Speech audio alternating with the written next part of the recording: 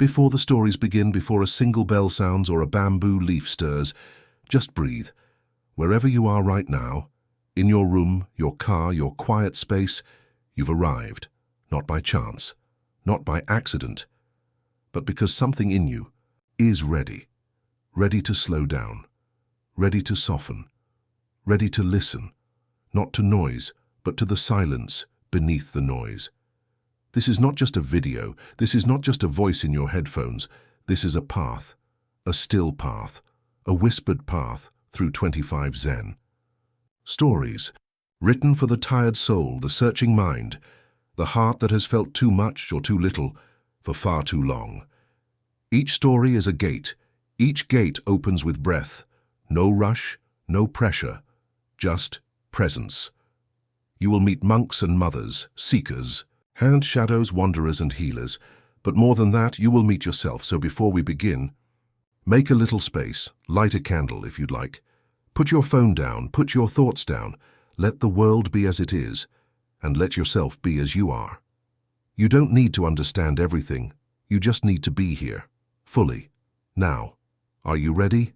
Then, come. The forest is waiting and the first story begins. 1. The bamboo that bent in the storm. Soft shakuhachi music echoes in the background. A slow wind moves through the ancient pines. And somewhere, a bell tolls, not loudly, but as if it has always been ringing, waiting for you to finally hear. Here the story begins. The rain had not stopped for 3 days. On the third night, the wind arrived. It was not an angry wind, not yet, but it was persistent, brushing the edges of the wooden shutters of the mountain monastery. The monks were asleep, in their quarters, their robes folded neatly, the rice bowls stacked in order. The fire in the main hall had died down to gentle embers. Only one figure sat awake, unmoving beneath the outer eaves. The old Zen master, Daiken, watched the bamboo groves bend in the storm. He sat cross-legged on the wooden platform, hands folded, gently into his lap, spine straight, as if the storm had no business with him. His robes moved slightly in the wind, but his eyes, half-lidded, remained fixed on a single stalk of bamboo that bowed low, nearly kissing the earth. From the corridor behind him, footsteps, hesitant, bare. A younger monk, Ryo, stepped. Into the open, robes loosely tied, hair undone. "Master," he whispered, voice swallowed by the rain, "I can't sleep. My mind, it's loud. I try to meditate, but it spins like a wheel. Thoughts of failure, restlessness, questions I don't even understand." The old master did not turn. He simply lifted one hand, slow as breath, and pointed to the bamboo.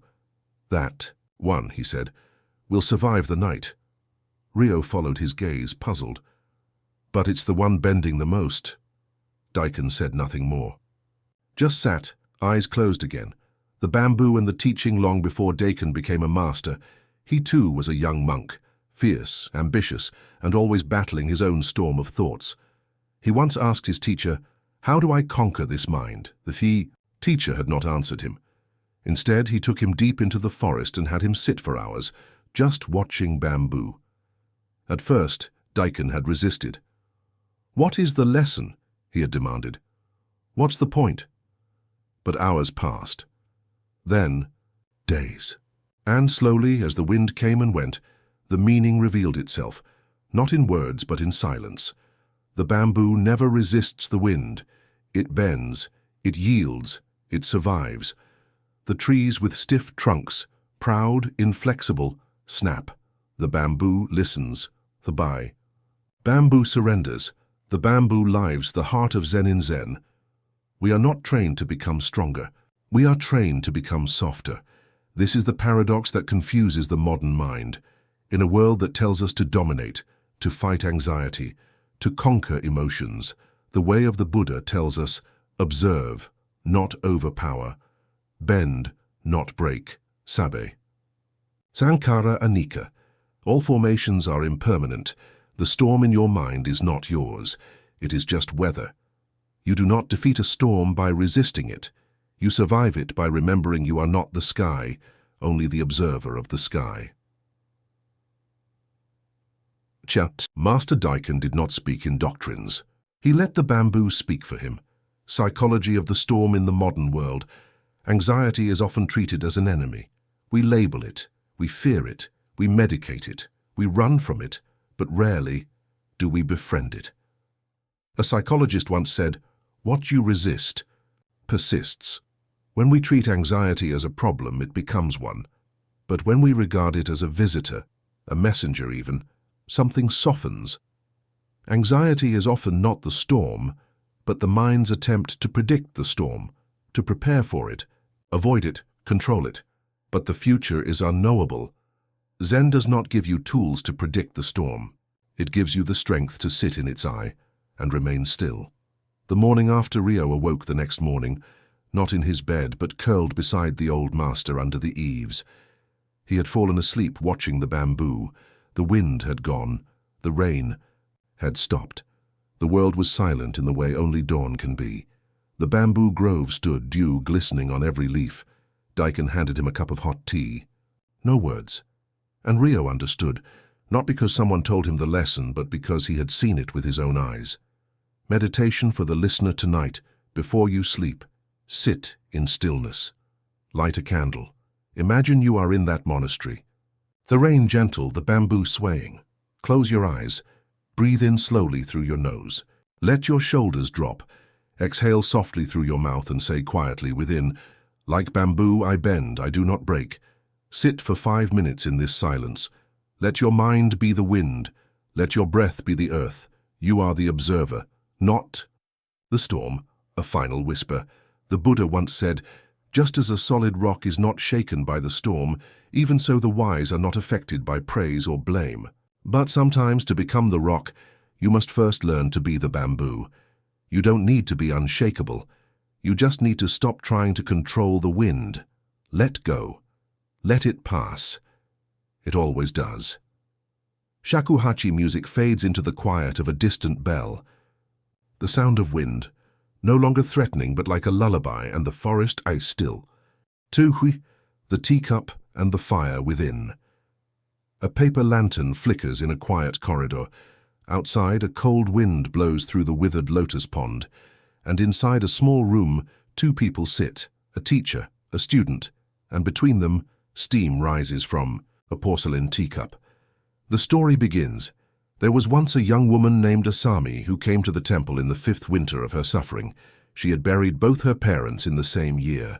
She had lost a lover not to death but to indifference, and she had carried all this grief not quietly, but with fists clenched in silent anger. She did not cry. She did not scream. She simply endured. But inside her, the fire burned. She came to the old temple with a single request: "Teach me how to be calm." Master Seiji, a man of few words and a long silver beard, nodded and led her to the tea room. "Sit," he said. He placed a teacup before her and began to pour. The steam rose delicately in the air, a dance of heat and surrender. He kept pouring, the cup filled, then overflowed. Hot tea spilled onto the tray, then to the floor, scalding her hand. "Stop!" she cried, pulling back. "Can't you see it's full?" Seiji looked at her. Calm. Unmoved. "Exactly," he said. The koan of the overflowing cup. The teacup was a mirror, a reflection of the mind that holds too much, pain, anger, memory, expectation, until it spills, unbidden, into our lives. Asami looked at the puddle of tea with wide eyes. "That is how you live," he said. "Always full, always on the edge. So even the smallest event, a missed call, a harsh word, a forgotten promise, spills you over." She said nothing, because she knew he was right. Master Seiji handed her a cloth. "Empty first," he said, "before asking to be filled with peace." The root of anger in the teachings of the Buddha. Anger is described as a fire that not only burns others, but consumes the one who carries it. The Dhammapada says, "He who is angry returns to sorrow." As a wheel turns on the track of the ox, so hatred returns to the one who lets it guide him. Modern psychology agrees. Anger is not just an emotion, it is a defense, often hiding grief, fear, or unmet needs beneath its flame. For Asami, the anger was never really about the people who hurt her. It was about the helplessness she felt when life didn't give her the love she believed she deserved. So she armored herself in control, in sharp words, in cold silence. But pain ignored becomes poison, and pain acknowledged becomes compassion. The teaching of stillness master Seiji did not give her lectures. He gave her silence. Each morning she sat with the sound of her own breath. She hated it at first, the way silence revealed everything she didn't want to feel. But gradually she softened. There were moments when tears would fall, not from thought, but from stillness itself. The breath would slow. The tightness in her chest would ease. She came to see anger is often grief wearing armor. It is not wrong to feel it, but it is dangerous to feed it. A moment of fire one day, another monk knocked over Asami's incense bowl during morning chores. The ash scattered. Her clean robes were dusted grey. The fire rose in her chest. The urge to scold, to defend her space, to shout, "Why are you always so careless?" She opened her mouth, then paused. She saw the monk's bowed head, the remorse in his eyes, and in that space between impulse and reaction she found freedom. She smiled instead. "Let's clean it together," she said. That evening she told Seiji, "I didn't lose myself today." He only nodded. "You return to yourself, that is different. The modern mind and the power of the pause. In our fast-paced world, reaction has become instinct. Someone hurts us. We clap back. A situation frustrates us. We explode or withdraw. We live in a culture that rewards speed, expression, and dominance. But wisdom lives in the pause. Between the trigger and the reaction is a sacred space, and in that space lies your power. This is not passivity. This is presence. Anger is not the enemy. Unconsciousness is meditation for the listener. This evening, light a single candle. Place a cup before you. Pour water into it slowly. Watch. Listen. Feel. Let this become your metaphor. How full is your inner cup? Now ask yourself, what am I carrying that no longer serves me? Place your hand on your heart. Say, I acknowledge the fire. I do not let it burn me. Breathe. Be here. Empty, not because you are broken, but because you are ready to be filled. Again, this time with stillness, a final whisper. The Buddha once said, "Better than 1,000 hollow words is one word that brings peace." Let your silence tonight be that word. Let your breath be your first answer to everything. And when anger comes, as it will, greet it like an old friend, not with fear, but with understanding. The candle flickers. The tea has cooled. The lantern sways, slightly in the wind, and somewhere in the dark a voice, your own, whispers, "I'm not the fire, I am the space around it." 3. The pebble in the river. A stream flows gently under moonlight. The rocks beneath it shine like forgotten stars. Somewhere in the far-off mountains, a lone deer cries out, not in pain, but as a song of solitude. And near the water's edge, an old man watches the current, holding in his palm something he cannot save. The story begins. Kenji had traveled a long way to find the river his wife once spoke of. She used to tell stories of its waters when she could no longer walk, her voice fading more each day, her breath thinner than rice paper. "When I was a girl," she had whispered, "I'd wade into that stream and let it carry away every thought I didn't need." She died in spring. By winter, Kenji was alone, her ashes in a ceramic urn that rested on their old altar. But he could not let go. Not yet. He traveled to the river not to heal, but to remember. He arrived just before sunset. The river was exactly as she had described, clear, cold, winding through smooth stones and soft reeds. It shimmered under the dusk, like it had a secret. Kenji sat and reached into the shallow water, picking up a small black pebble. It was warm from the sun, solid in his palm. He clutched it tightly. He imagined the pebble as her, the last trace of weight, of presence, of something real. He did not notice the tears until they reached his. "Lips, I will keep this," he whispered. "I won't let you go." The monk by the water. The next morning, as the mist still hugged the valley floor, Kenji met a wandering monk dressed in simple grey. The monk bowed. "You are grieving," he said softly. Kenji nodded. He opened his hand to show the pebble. "She loved this place," he said. "Now I carry it with me. It makes me feel close to her." The monk knelt by the water, cupping it in his palm, letting it run through his fingers. "She is the water," he said, "not the stone." Kenji frowned. "But this I can hold," the monk smiled. "And yet holding it keeps your hands too full to receive anything new." The teaching of impermanence. In the Theravada tradition there is a word, anicca, impermanence. The Buddha taught that everything conditioned, every thought, body, moment, is in constant flux. Nothing can be held, owned, or preserved. This is not a curse. This is the path to freedom. When we accept that nothing stays, we also accept that suffering is not permanent, nor is pain, nor even love, at least in its worldly form. Kenji wanted to preserve his wife in the form of a stone, but in truth she was already part of the stream, the wind, the morning fog.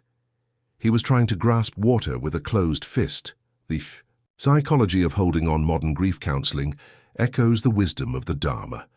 We grieve not only the loss of the person, but the loss of control, of identity, of future plans. We try to hold on to symbols, a voice recording, a favorite cup, a smell that reminds us of their hair. This is human. But healing begins when we understand. Holding on too tightly becomes another form of loss. We lose the present moment by clinging to the past. We lose love by trying to possess it. We lose the living river by grasping a single pebble, the ritual of release. The monk invited Kenji to perform a simple act. "Take the stone," he said, "and walk into the river. Feel the water. Let it touch the part of you that aches. Then let go, let the pebble return." Kenji resisted. His hands shook, but something within him, a softness long buried, nodded. He stepped into the cold stream. The current kissed his ankles. He walked slowly, each step loosening something unnamed. When he reached the center, he held the stone one last time. "I love you," he whispered. Then he opened his palm. The pebble slipped gently from his hand, sinking without drama, without sound. The river kept flowing, and Kenji wept. Not in pain, but in peace. The quiet. After they sat in silence for a long while, the monk poured tea over a small flame. Kenji, breathing slower now, said, "She's everywhere here, isn't she?" The monk smiled. "She never left. You only had to stop holding to begin seeing." The wind picked up, rustling the reeds. Kenji closed his eyes. For the first time in months, he didn't feel like he had to do anything. Not remember, not forget, not fix, just be meditation for the listener. This evening, take a small stone, hold it in your hand, close your eyes and breathe. Let the stone become a symbol of whatever you have been holding on to. Grief, regret, control, fear. Feel its weight, its coolness. Now imagine a river flowing before you, the river of life, of time, of truth. When you are ready, gently place the stone down beside you, or in water if you have it.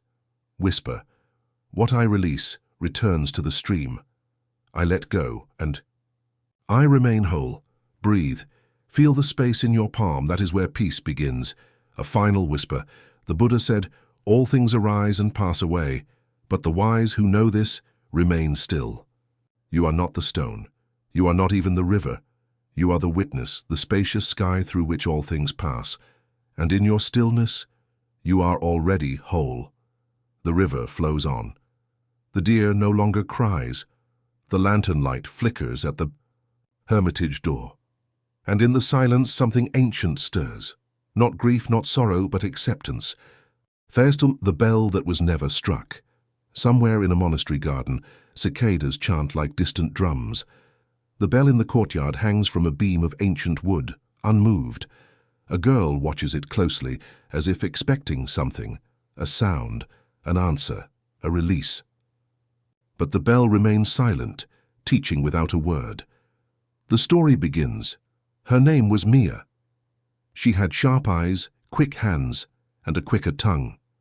In the town below the mountain, she was known for her cleverness and her anger. She never let an insult pass. She never allowed anyone to speak untruths about her without retaliation. She had learned early in life that silence was weakness, and response was power. But her heart was always tired, always on guard, and even when no one attacked her, her mind kept preparing. When she came to the temple, it was not out of devotion, but desperation. "I'm tired," she told the abbot. "I'm always ready for a fight that never ends."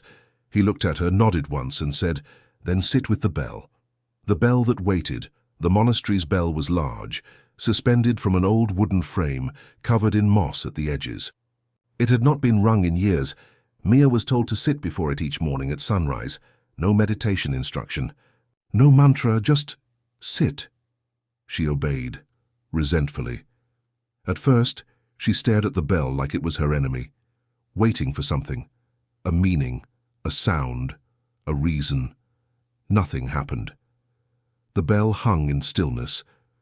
After several days, she demanded, "What am I supposed to learn from a silent bell?" The abbot smiled. "You are the bell," she frowned. "I don't understand.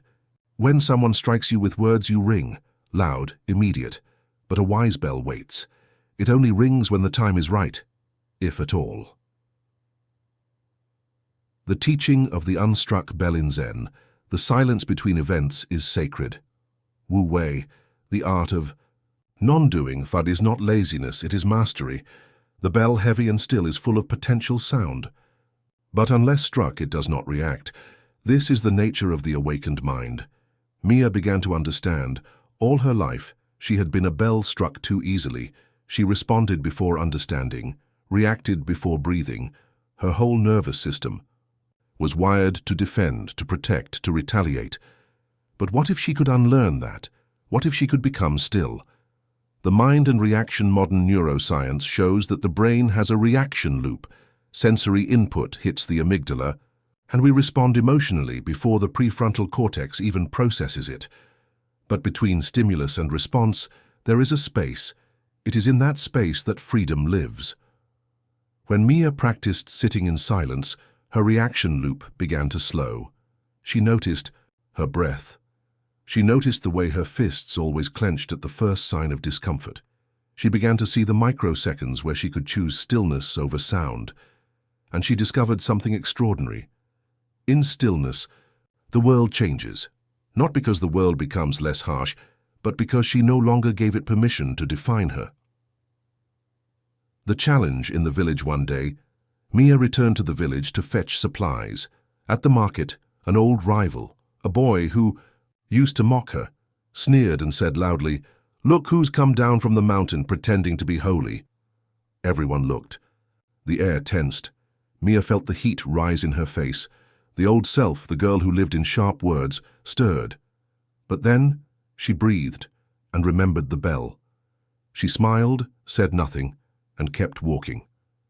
Behind her, the boy looked confused, robbed of the fight he came for.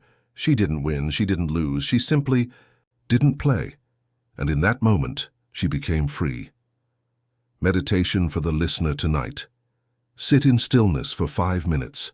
No music, no words, just your breath and your presence. Place your hands loosely in your lap. Close your eyes. As thoughts arise, a memory, a name, a worry, imagine it as a mallet coming toward the bell. Notice it, but don't ring.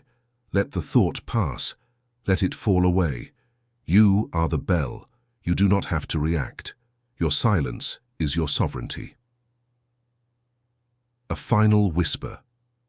The Buddha once said, "Hatred does not cease by hatred. Hatred ceases by love. This is an eternal law." But sometimes love begins with silence, with the refusal to let others dictate the sound of your soul, with the stillness of a bell that was never struck. The cicadas fall quiet. The sun sets behind the garden wall, and the bell, ancient, patient, remains unchanged. But in its silence, a girl found her voice. 5. The cloud that never stayed. The mountain was wrapped in mist. A soft fog had descended in the early morning, draping the pine branches like old silk. Birds did not sing. The silence was thicker than usual, and in that hush, a young man named Toma stood at the edge of the temple path, whispering questions that had no names. The story begins Toma had always been a seeker. Since childhood, he was drawn to what couldn't be grasped, the edges of things, the mysteries in his father's eyes, the silence behind his mother's prayers. He read books, chased philosophies, debated sages in tea shops. But the more he knew, the less he understood. By 25, he had traveled far and wide, but his mind was more restless than ever. He wanted answers. About life. About death. About why things happen the way they do. About who he really was beneath the name his parents gave him. So he came to the temple in the fog, hoping the monks could explain what the world had not. When he arrived, he bowed and said, "I have a question." The old Zen master simply said, "Sit with the clouds. They will answer."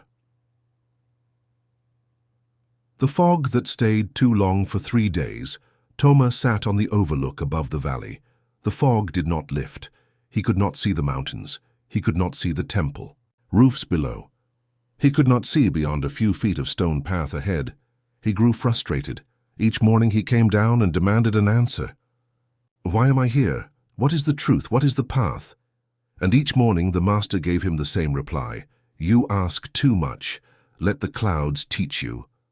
The teaching of uncertainty. On the 4th day, Toma remained seated long after sunset. He was cold, tired, and finally, quiet. In that surrender, something strange happened. He stopped needing the fog to lift. He stopped needing to see what was next. He sat, just to sit. He breathed, just to breathe. And in that moment, something inside him opened. He realized the fog had always been there, in his mind, in his life. In his endless search for certainty. He had traveled far not to find answers, but to avoid the terror of not having them. But now, sitting in the mist, he began to love the softness of the unknown, the zen of not knowing in Mahayana Buddhism. There is a beautiful phrase, "Don't know mind." It is not ignorance, it is not confusion. It is openness. To live with don't know mind is to accept that truth is not always sharp or linear. Sometimes it is soft, circular, hidden in silence. The master later explained to Toma, "You asked about life, but life is not a riddle to solve. It is a mist to walk through, one breath at a time. You asked about the path, but the path is made by walking, not by knowing where it leads." The psychology of uncertainty. In the modern world, uncertainty is often seen as a threat. We seek security in answers, in control, in being right. But from a psychological view, uncertainty is also the birthplace of growth. It allows for curiosity, creativity, flexibility. When we stop needing to know everything, we begin to experience everything. Toma had tried to think his way into peace, but peace had waited patiently. In the space beneath his thoughts, in the mist, in the breath, in the not knowing the dawn that finally came on. The 7th morning, the fog lifted, slowly. Not all at once, but like a veil drawn back by invisible hands. Toma did not cheer. He did not run to see the view. He just sat, grateful, not because he now saw clearly, but because he had learned to wait without needing to see. The clouds had taught him not answers, but presence. Meditation for the listener tonight. Sit in the dark. Not in fear, but in stillness. Close your eyes, let your breath be soft. Imagine a gentle fog surrounding you. Not suffocating, but embracing. Say quietly in your heart, "I do not need to know. I only need to be here." Breathe. Feel the edges of your body dissolve into space. Feel how peaceful it is not to reach. You are not lost, you are arriving. A final whisper. The Buddha once said, "To understand everything is to forgive everything." But before understanding comes surrender, and in surrender the clouds do not hide the truth, they are the truth. The mountain path remains soft with mist, the trees drip quietly. A bird calls once, then falls silent again, and Toma, seeker, questioner, wanderer, now simply listens. 6. The bowl of warm rice. The kitchen was still. Morning sunlight streamed through a paper window, casting golden rectangles across the stone floor. A pot bubbled gently over a low flame, and in the center of the room, a monk stirred rice with a wooden spoon, smiling as if the whole universe was present in the steam. The story begins. Akira was not a monk. He was a traveler. one who had wandered far and wide in search of great spiritual awakenings, visions, ecstasies. He had read the sutras in Sanskrit, sat at the feet of Tibetan Rinpoches, drank bitter herbs in South America under strange stars. He had fasted in the desert and danced under the full moon. But when he arrived at the Zen temple tucked in the hills of Okayama, he found none of the mysticism he expected. No rituals, no incense, no promises, just chores. On his first day, the head monk handed him a broom and said, "Sweep with your whole being." Akira frowned. "I came for enlightenment, not janitorial work." The monk smiled. "Exactly." The kitchen encounter on the second morning, Akira was sent to help in the kitchen. The cook was an elderly nun named Genko, her back slightly bent, her movements slow and deliberate. She didn't say much. She simply handed him a bowl of rice and said, "Wash this with care. It's rain, sun, earth, and time." He laughed. "It's just rice." She didn't laugh back. She only pointed to a grain between her fingers.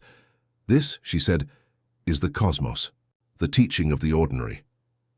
That day, Akira watched Genko cook. She stirred with reverence. She cleaned the ladle as if it were a sacred bell. She whispered to the miso paste as she added it. And when she finally served the rice, steaming, simple, and white, she bowed to it. It was the most humble meal he had ever eaten, and the most beautiful. That night, he couldn't sleep.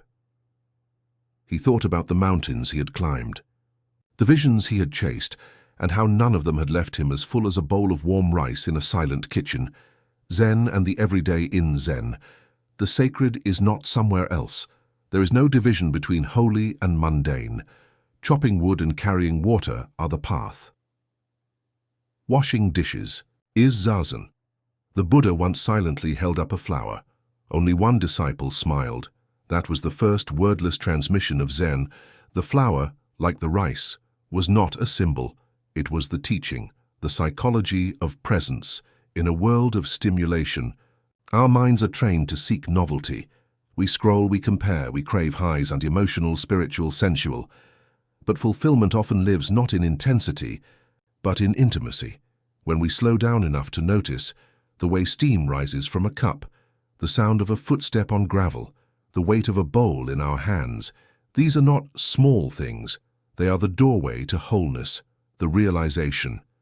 On the fifth morning, Akira asked Genko, "Do you ever get bored?" She looked at him with soft eyes. "Only when I forget." "Forget what?" "That this moment is enough." He was quiet for a long time. Then he picked up the rice scoop and began to serve. Meditation for the listener. Today, eat one meal in complete silence, no distractions, no phone, no talking, just you, your food, and your breath. As you hold the bowl, say quietly in your heart, "This is the earth. This is the sky. This is now." Choose slowly, taste fully, be where you are. A final whisper.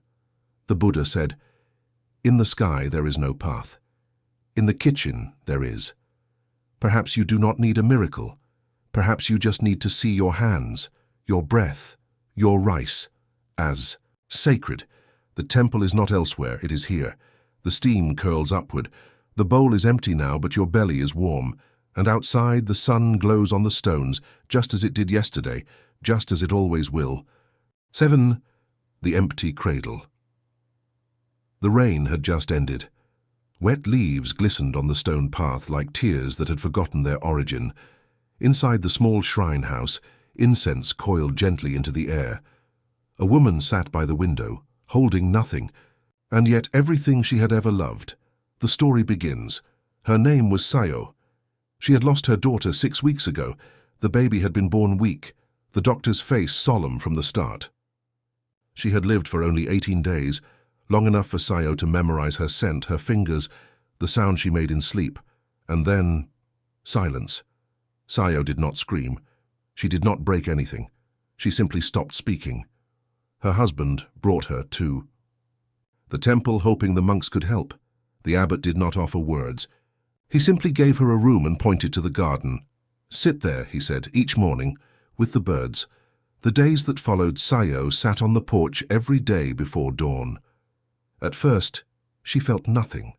She listened to the birdsong without hearing. She watched the koi move in lazy spirals beneath the pond's surface. She breathed, but not because she wanted to, only because her body continued its work. Each evening, she returned to the room and lay beside the small cradle she had brought from home. Empty now, covered in white cloth. Sometimes she would lift the cloth and gently press her face to it, just to feel close to what was no longer there. The visit of the master on. The 7th day, the abbot came and placed a candle before her. "Tonight," he said, "you will sit beside the cradle. But you must not weep." She looked at him, eyes hollow. "How can I not?" He smiled gently. "Not because you are forbidden to grieve, but because tonight grief must become your guest, not your master." He bowed and left. Sayo sat with the candle flickering softly, the cradle beside her. Her hands trembled. The grief came, thick, heavy, pressing against her lungs. But this time she did not resist it. She did not fight or flee.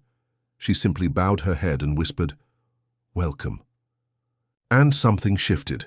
The teaching of grief. The Buddha did not teach that suffering was to be eliminated. He taught that clinging to suffering, resisting its truth, is what causes our deepest pain. Grief is not wrong. Grief is not a weakness. Grief is love without a place to go. When we make space for it, without judgment, without urgency, it moves, it flows, and it leaves behind something quiet, not joy, but peace.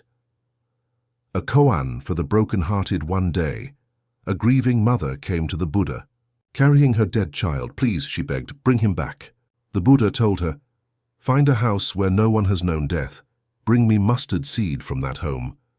She went to every house in the village, and in every home she found sorrow. Every door opened with a story, and she understood. Her pain was not unique. It was part of the human song. She buried her child with the others and began again. The psychology of mourning in modern grief therapy. There is no timeline, no fixed path. We grieve in waves, some soft, some wild, and healing is not forgetting. It is remembering differently. When we resist grief, we freeze. We stay in trauma, but when we sit with grief, like Sayo did, we melt the ice. We allow sorrow to become a place of meaning, not closure, but openness. The final night, 1 month after she arrived, Sayo carried the empty cradle to the river behind. The temple. She placed it gently on the water, surrounded by fresh lotus petals. The monks sang quietly in the background. She whispered, "Thank you for choosing me, even for a short while," and released the cradle. It floated for a long time, then disappeared into the mist. Meditation for the listener. If you carry loss, a person, a dream, a former self, sit tonight with a candle. Close your eyes, place your hand on your chest, say softly, "You are welcome here." Grief, sit with me, I will not send you away. Then breathe, do not try to fix, just feel. Let yourself be held by the silence, let the tears come. Or not. Let this be enough, a final whisper. The Buddha said, you can search throughout the entire universe for someone who is more deserving of your love and compassion than you are yourself, and that person is not to be found. Tonight, may you give that compassion to your own grieving heart. You are not broken. You are simply loving. Chachi. River flows on. The cradle is gone. But Sayo, her back straighter now, her eyes softer, remains, not healed, but healing. 8. The river that refused to flow. The sound of water echoed faintly through the valley. Not the rush of a wild stream, but something slower, like a river that no longer knew where it was going. Trees leaned over the banks like listeners, and in the shallows stood a man with his hands buried in the current, trying to push the river backward. The story begins. His name was Ichiro, a brilliant engineer in the city, precise and unyielding. His work was impeccable, his life meticulously ordered. Everything had its place, schedules, spreadsheets, boundaries, but when his marriage ended, suddenly, quietly, his world fractured in a way no diagram could explain. "I did everything right," he told a friend, and yet she had left, not in anger. Not in betrayal, just gone. "I can't accept it," he kept saying. "It wasn't supposed to happen this way." So he went to the mountains, hoping to find peace in logic or ritual. What he found instead was a Zen temple, older than the roads that led to it, nestled beside a wide, slow-moving river. He was greeted by a monk with calloused hands and kind eyes. "I came to understand why things fall apart," Ichiro said. The monk only smiled. "Then come watch the river try to flow backward." The river ritual each day, the monk led Ichiro to the riverbank at sunrise. "You may do whatever you like," he said, "except force the river." At first, Ichiro tried to meditate, but his thoughts were a tangle of numbers and regrets. He began digging small trenches, redirecting the water. They collapsed. He built a wooden channel. It cracked. He stacked stones to dam the flow. The river simply went around. Finally, in frustration, he waded into the water and tried to push the current upstream with his bare hands. A child on the far bank laughed. Ichiro froze, and the truth hit him like a stone in the chest. All his life, he had been trying to control something that was never his to command. The teaching of flow. The monk sat beside him as the sun climbed over the ridge. "Do you know why rivers bend?" he asked. Ichiro shook his head. "Because they are wise. They follow the path of least resistance. They do not argue with stone. They do not complain when the earth shifts, they simply keep moving." Ichiro said nothing. The monk pointed to the water. "She left. Life changed, and you are still trying to rewrite it. But grief is not a problem to be solved. It's a current to move with." Ichiro closed his eyes. And for the first time, he didn't argue, he just let go. Buddhist wisdom on control in both Theravada and Mahayana traditions, the root of suffering is attachment, not only to people or possessions, but to ideas, how life should be, how others should act, how we must be treated. The Buddha taught, whatever has the nature to arise also has the nature to cease. Our mistake is not that we want order. It's that we demand permanence from what is impermanent. To live is to flow. To suffer is to freeze. To awaken is to allow. The modern mind and the illusion of mastery, in the age of control, digital calendars, life hacks, data trackers, we mistake predictability for peace. We believe if we can organize enough, we'll never feel pain. But control is often a disguise for fear, of chaos, of abandonment, of death. True power is not control. It is capacity to hold what comes, without needing to fix it. When Ichiro learned to sit by the river and not fight it, he discovered something strange. The water held him, even as it passed him by. The offering a week later, Ichiro built a small wooden raft. He placed a folded letter on it.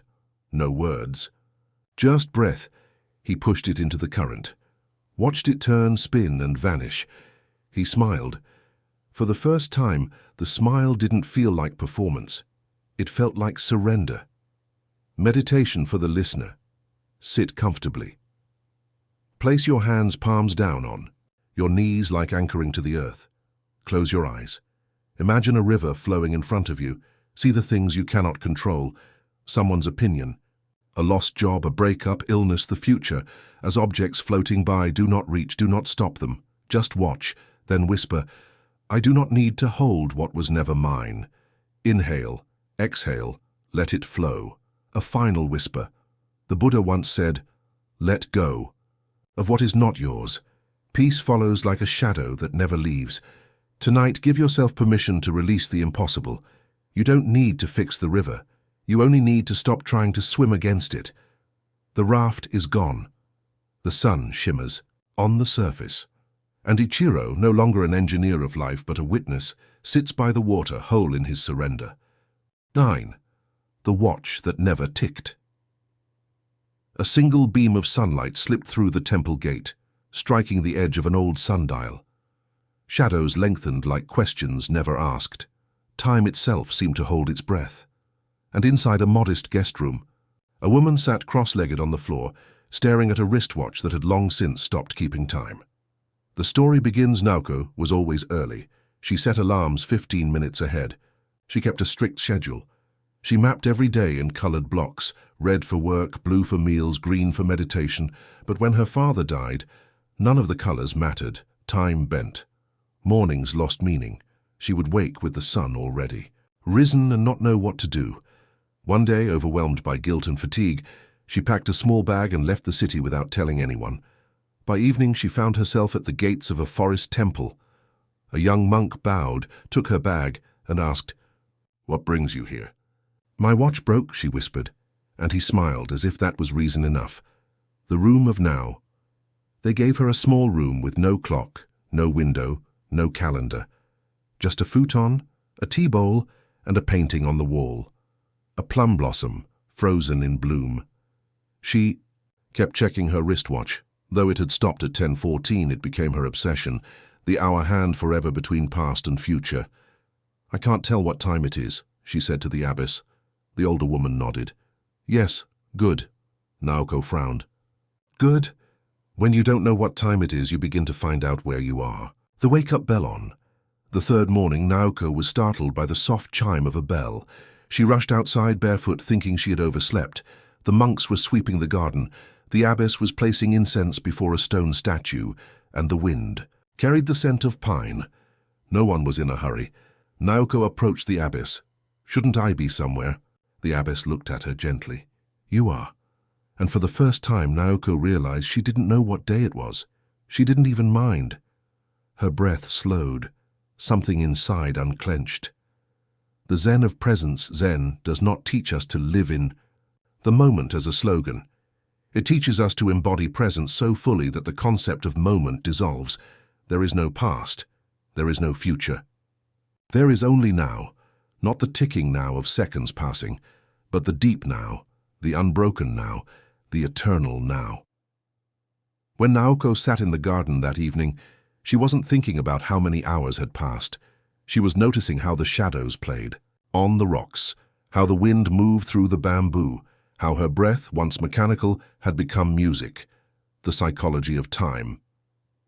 Anxiety in modern life, time is not just a measurement. It is a source of anxiety. We chase deadlines, fear being late, regret lost hours, anticipate the future with tension. But this obsession fractures the mind. We become split. One part running toward what's next, another clinging to what's gone. Very few of us are truly here. Mindfulness therapy teaches anxiety lives in the future, depression in the past. Peace lives only in the present. Naoko had spent years thinking about tomorrow, and in doing so, she had missed all her todays. The watch on the altar on, her 7th day, she took the broken watch and placed it on the altar. She lit a candle beside it, not to mourn its silence, but to honor what it had taught her. "I don't want to measure time anymore," she said softly. "I want to feel it." And the abbess smiled. "You already are." Meditation for the listener tonight. Turn off your clocks, put away your phone, sit in stillness for 10 minutes. Do not look at the time.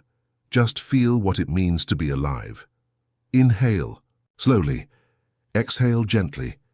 Say quietly, "This breath is now. This moment is whole.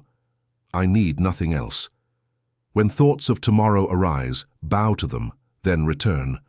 When regrets knock, acknowledge them, then return.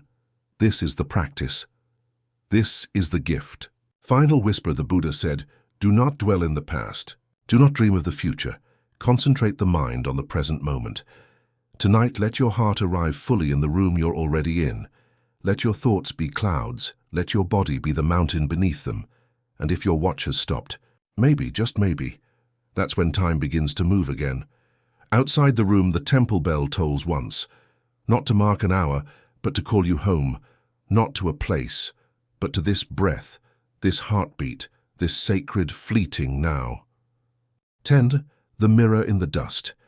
The morning light crept into the dormitory hall like an old friend.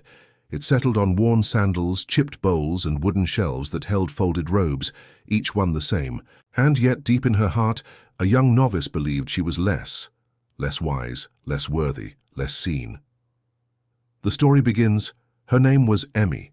She had been at the monastery for 6 months, sweeping floors, cleaning dishes, chanting sutras she only half understood. Everywhere. She looked, others seemed to shine. There was Ren, who recited texts from memory and sat in zazen with perfect posture. There was June, whose smile lit up every corridor, whose silence carried more meaning than her words ever could. And then there was her, awkward, quiet, always fumbling during chanting, always forgetting where she'd left her broom. Why am I the only one who doesn't belong? She asked herself daily. Until one morning, she went to clean the old storage hall and found the mirror.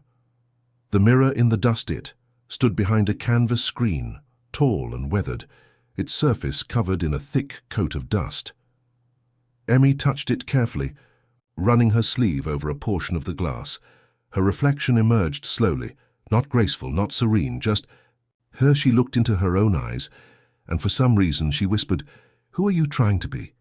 She didn't have an answer, but the mirror did, because it did not flatter her. It did not compare her. It only showed her as she was, with honesty, with stillness, with quiet presence. The comparison trap. Later that day, Emmy approached the old teacher, Master Hero, and confessed, "I'm not like the others. I'm not wise or calm. I still feel jealous. I still feel small." He looked at her kindly. "You think your sickness is your flaw," he said, "but it is your gate." She blinked. Gate? Yes. The moment you see your envy, you are no longer ruled by it. You are waking up. "But I still wish I were more like them," he nodded. "Of course, we all compare. Even the enlightened once compared. But the path is not to become Ren or June. It is to become so deeply Emmy that there's no one else to be." The Buddhist view of envy in the Abhidharma, Issa, envy, is listed among the unwholesome mental factors, but the Buddha never condemned these states. He simply taught, see them clearly and they lose their grip. Jealousy arises when the self feels separate and insufficient, but in truth, the self is not separate and never insufficient. Each person is a unique expression of the Dharma, unfolding as it must. You are not supposed to bloom like another. You are supposed to bloom as you. The psychology of comparison. Modern studies show that social comparison is almost instinctual. We assess ourselves by looking outward. Am I better or worse? Ahead or behind? But psychologists warn this creates a gap mind, always measuring what we lack instead of what we are. Comparison kills joy. It blinds us to our gifts. It disconnects us from presence. Imai had been comparing her path to others, not realizing she was walking her own, perfectly crooked, beautifully real. The mirror's return. That evening she returned to the mirror. This time she wiped it completely clean. She lit a candle and placed it beside her, and she bowed. To her own reflection, not in pride but in acceptance. "I'm here," she whispered, and the mirror said nothing. But its silence felt like a blessing. Meditation for the listener. Sit before a mirror tonight, not to fix, not to judge, just to see. Look into your eyes. Let all thoughts of comparison rise, and let them fall. Whisper, "I am not them. I am not their path. I am me, and that is enough." Breathe into your heart. Feel the weight you've carried, and release it. You are not behind. You are not broken. You are blooming. A final whisper. The Buddha said, when you realize how perfect everything is, you will tilt your head back and laugh at the sky. Perhaps tonight you can laugh gently at the old belief that you must be more. You are not a mistake. You are the Dharma, unfolding in the shape of your exact life. So bow to the mirror, then walk away from it and live. The candle flickers. The mirror holds no judgment, only light. And Emmy, brushing her robe, walks back into the hall, no longer trying to shine like others, but simply allowing her own soft glow to remain. 11. The fire beneath the floorboards. The rain fell softly on the temple roof, a rhythmic tapping like fingertips on a drum. In the hearth, the coals glowed dim red, quiet but still burning. And in the room beneath the kitchen, where monks stored old scrolls and tools. A man stood trembling, fists clenched, trying not to explode. The story begins. His name was Dago, a former soldier, tall, heavy-shouldered, eyes sharp like steel, left out in the cold. He had come to the monastery not for peace, but to escape prison. There had been a fight in town. Another man insulted him, and Dago had nearly killed him. The court had offered mercy in exchange for surrender. 3 months of silent training in a temple instead of 3 years behind bars. He agreed, but he hated it. He hated the chanting. He hated the silence. Most of all, he hated the calm on everyone else's face. Fake monks, he muttered, hiding from real life. The moment it cracked one evening, during chores, a young novice bumped into Dago by accident and spilled a bucket of water on his robe. It was small. It was nothing, but for Dago it was too much. He shouted. The boy froze. Dago grabbed the ladle, raised it, and in that flash of heat the whole room stopped. Master Ryuji entered without a word. Dago dropped the ladle. His chest was heaving. "Didn't mean," he began. Ryuji held up a hand. "Come." He led Dago to the old storage room and gestured to the floor. "Sit here," he said, "where it is warm." The fire beneath the floorboards. Dago sat reluctantly. He realized quickly why the room felt different. Beneath the wooden planks ran a channel from the kitchen's cooking fire. Even on the coldest nights, this floor was warm. "Why here?" Dago asked. Ryuji sat beside him, gazing at the flame-shaped knot in the ceiling beams. "There is fire beneath us now. Just as there is fire beneath your ribs, yes?" Dago looked away. The monk continued. "You want to put it out, but that's not how fire works." "Then how?" "You make it safe. You give it space. You feed it with care, or it will burn down your house." The anger within. In the Dhammapada, the Buddha said, "He who holds anger is like one who seizes a burning ember with the intent of throwing it at another, only to be burned himself." Dago had held embers his whole life, from a father who raised him with fists, from a war that taught him to kill, from a world that never once asked how he felt, only how he performed. He wasn't angry because he was cruel. He was angry because he had never been safe. Anger in modern psychology today. Trauma therapists understand what ancient Buddhists knew intuitively. Anger is not the enemy. It is a messenger. It tells us when boundaries were crossed, when we were hurt, when something precious in us was not seen. But when anger is never listened to, it becomes violent. It roars. It clenches fists. It breaks things. Dago was not dangerous because of his anger. He was dangerous because he had no one to help him hold it until now. The silence that held him. For the next week, Ryuji said nothing. He simply sat with Dago in the warm room each night, sometimes in silence, sometimes sharing tea. No lectures. No Zen riddles. Just presence. One night Dago began to speak, about his childhood, about the battlefield, about the nightmares. The words were jagged, unsure, but they came, and in speaking them, in naming the heat inside him, something began. To cool, not disappear, just soften. The shift on the 23rd day, another novice spilled soup on Dago's sleeve. He paused, took a breath, exhaled and said, "Careful next time, all right?" No explosion, no fire, just heat. Managed. That night he returned to the warm room, sat alone, and cried. Not because he was weak, but because finally he was safe enough to grieve. Meditation for the listener. If you carry anger from this, say week this year your whole life and sit tonight in a warm place. If there is no fire, light a candle. Place your hands over your heart. Breathe deeply. Say, "I see you, anger. I will not punish you. I will not act from you. I will listen." Sit with it. Let the fire flicker. Let the floor beneath you stay warm. You are not dangerous. You are hurting. You are healing. A final whisper. The Buddha said, "As rain breaks through an ill-thatched house, passion breaks through an untrained mind. Train your mind, and passion becomes wisdom." Anger is not evil. It is a child left crying too long in the dark. Tonight, may you walk into that room, kneel beside that child, and say, "I'm here now. The storm has passed. The fire glows low. And Daigo, who once lived like a clenched fist, now walks the temple paths like a man who has learned to hold fire without being consumed by it. 12. The kettle that sang alone. Steam rose in soft spirals from the spout of a clay kettle, curling into the morning light like whispered secrets. The kitchen was silent, except for the quiet bubbling. And there, with sleeves rolled, hands still, and eyes full of worry, stood a woman who could not stop trying to help everyone but herself. The story begins. Her name was Midori, a healer, not by profession, but by nature. She was the one others came to when their lives were unraveling.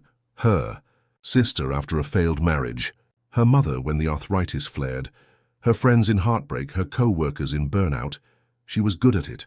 The listening, the fixing, the solutions. People left her home lighter, but she stayed heavy. One day after her closest friend told her, "You always know what to say," and then disappeared without returning a single message, something in Midori cracked. She felt empty. Not because no one needed her, but because she had no idea who she was when she wasn't fixing something. She came to the temple exhausted. "I want to help less," she said, "but I don't know how." The task the kitchen nun, Sister Hoshin, gave her, a kettle, and said, "Your job is simple, boil water each morning, that's all." Midori blinked. "Just boil water?" The nun nodded. "But stay with it, don't wander, don't multitask." She didn't understand, but she obeyed. The restlessness on the first day, Midori watched the kettle begin to steam, and almost immediately reached for a cloth to clean. "The counters. Stay," said Hoshin, passing silently behind her. On the second day, while the kettle hummed, she began listing what the other guests might need. Warm tea. A reminder to meditate. More blankets. "Stay," came the voice again. By the fourth day she was fidgeting, the urge to do clawing at her like a mosquito. The kettle was singing quietly. She wanted to shush it, or clean it, or improve it. "Why can't I just let it be?" she muttered. The nun looked at her kindly. "Because that would mean you'd have to let yourself be too." The illusion of helping. Later that night, the abbess joined Midori by the garden. They sat in silence for a long time before the elder woman spoke. "You try to fix others," she said, "because you're afraid to feel your own pain." Midori looked down. "You believe if everything is okay out there," the abbess continued, "then the ache in here will quiet." Tears welled in Midori's eyes. "But you don't need to be useful to be loved," the abbess whispered. "You don't need to be helpful to be whole." Zen and the wisdom of allowing in Mahayana texts, upaya, skillful means, is revered. But so is wu-wei, the non-doing that allows space for nature to unfold. Helping, when forced, becomes control. True compassion flows not from fixing, but from presence, to witness another's sorrow without rushing to solve it.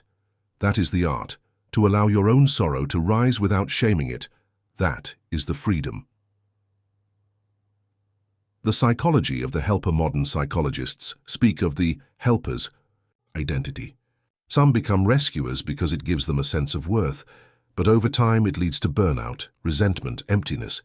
Healing is not about being needed, it is about being real. Midori realized she had been offering herself like a bandage. Never, pausing to ask what she was bleeding beneath the surface. Now, the stillness of the kettle was showing her a new way, to be with life, not rush ahead of it, to accompany pain, not outpace it. The turning point on, the 8th morning, Midori sat beside the kettle and let it sing. She didn't stir. She didn't strategize. She just sat, hands open in her lap, eyes closed, breath deep and steady.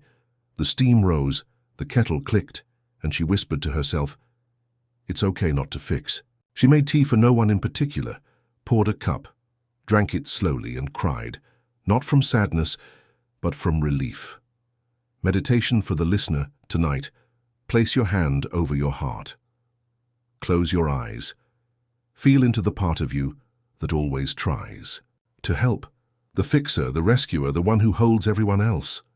Whisper softly, "Dear part of me, you've done enough. You can rest now. You don't need to fix to be loved." Sit in stillness, Let the world be broken for a while. Let yourself be just as you are. You are not failing. You are finally breathing. A final whisper. The Buddha said, "Sometimes letting things be is the most compassionate act of all." Let the kettle sing. Let the water boil.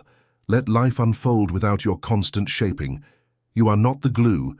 You are the gentle presence that sees without gripping, that loves without rescuing. Tonight, may you let go, and may you discover nothing breaks, only transforms. The tea is warm, the kettle rests, and Midori, once always doing, always fixing, now simply sits, hands folded, eyes soft.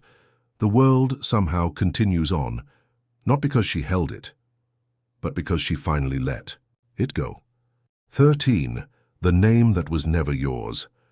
The wind moved softly through the cedar trees, carrying the faint scent of cypress and something older, memory perhaps. In the courtyard of the temple, a woman sat alone, her fingers tracing the rim of a wooden name tag. It had her name on it. But tonight it felt strange, foreign, like a story she had outgrown. The story begins. Her name was Kana, at least that's what everyone called her, but inside she no longer felt like that name. For years she had worn many titles. Daughter, wife, executive, mother. Each role came with expectations, decisions, performances. She was good at them all. Too good, perhaps. People praised her strength, her efficiency, her success. But no one asked if she was happy, not even Kana, until the day her son left for university and her husband began sleeping in another room, not from anger, just from silence.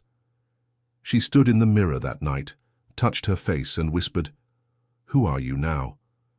She didn't know. The temple's silence when she arrived at the temple, she didn't introduce herself by name. She simply bowed. They gave her a robe and a task, tending the moss in the stone garden. She didn't speak for 2 days. Not because she was told not to, but because, for the first time, she didn't feel like she had to be anyone. No introductions, no achievements, just the sound of her breath, the feel of cool stone, the soft resistance of moss beneath her fingertips. She began to loosen, like a knot, finally. Untied, the visitor on the 5th day, a group of travelers came to the temple. Among them was a woman who recognized her. "You're Kana, aren't you? From the consultancy firm." Kana froze. She bowed politely but did not reply. Later in the garden, the abbess approached her. "Why didn't you speak your name?" Kana hesitated. "Because I'm not sure that's who I am anymore." The abbess smiled. "Then you are. Close to the truth. The Zen of no self in Buddhist teaching, there is anatta, the doctrine of no fixed self. It doesn't mean we don't exist. It means we are not the roles we play, the names we wear, the stories we repeat. We are like the sky, vast, changing, unbound. The moment we cling to identity, we suffer. Kana had been holding her name like armor. But now in the quiet she saw, beneath the roles there was something softer, something freer. Not Kana the mother, not Kana the achiever, just presence, just this. The psychology of self-loss in modern psychology, identity loss, is common during life transitions, empty nest, retirement, divorce, aging. We ask often in silence, if I am not what I've done, who am I?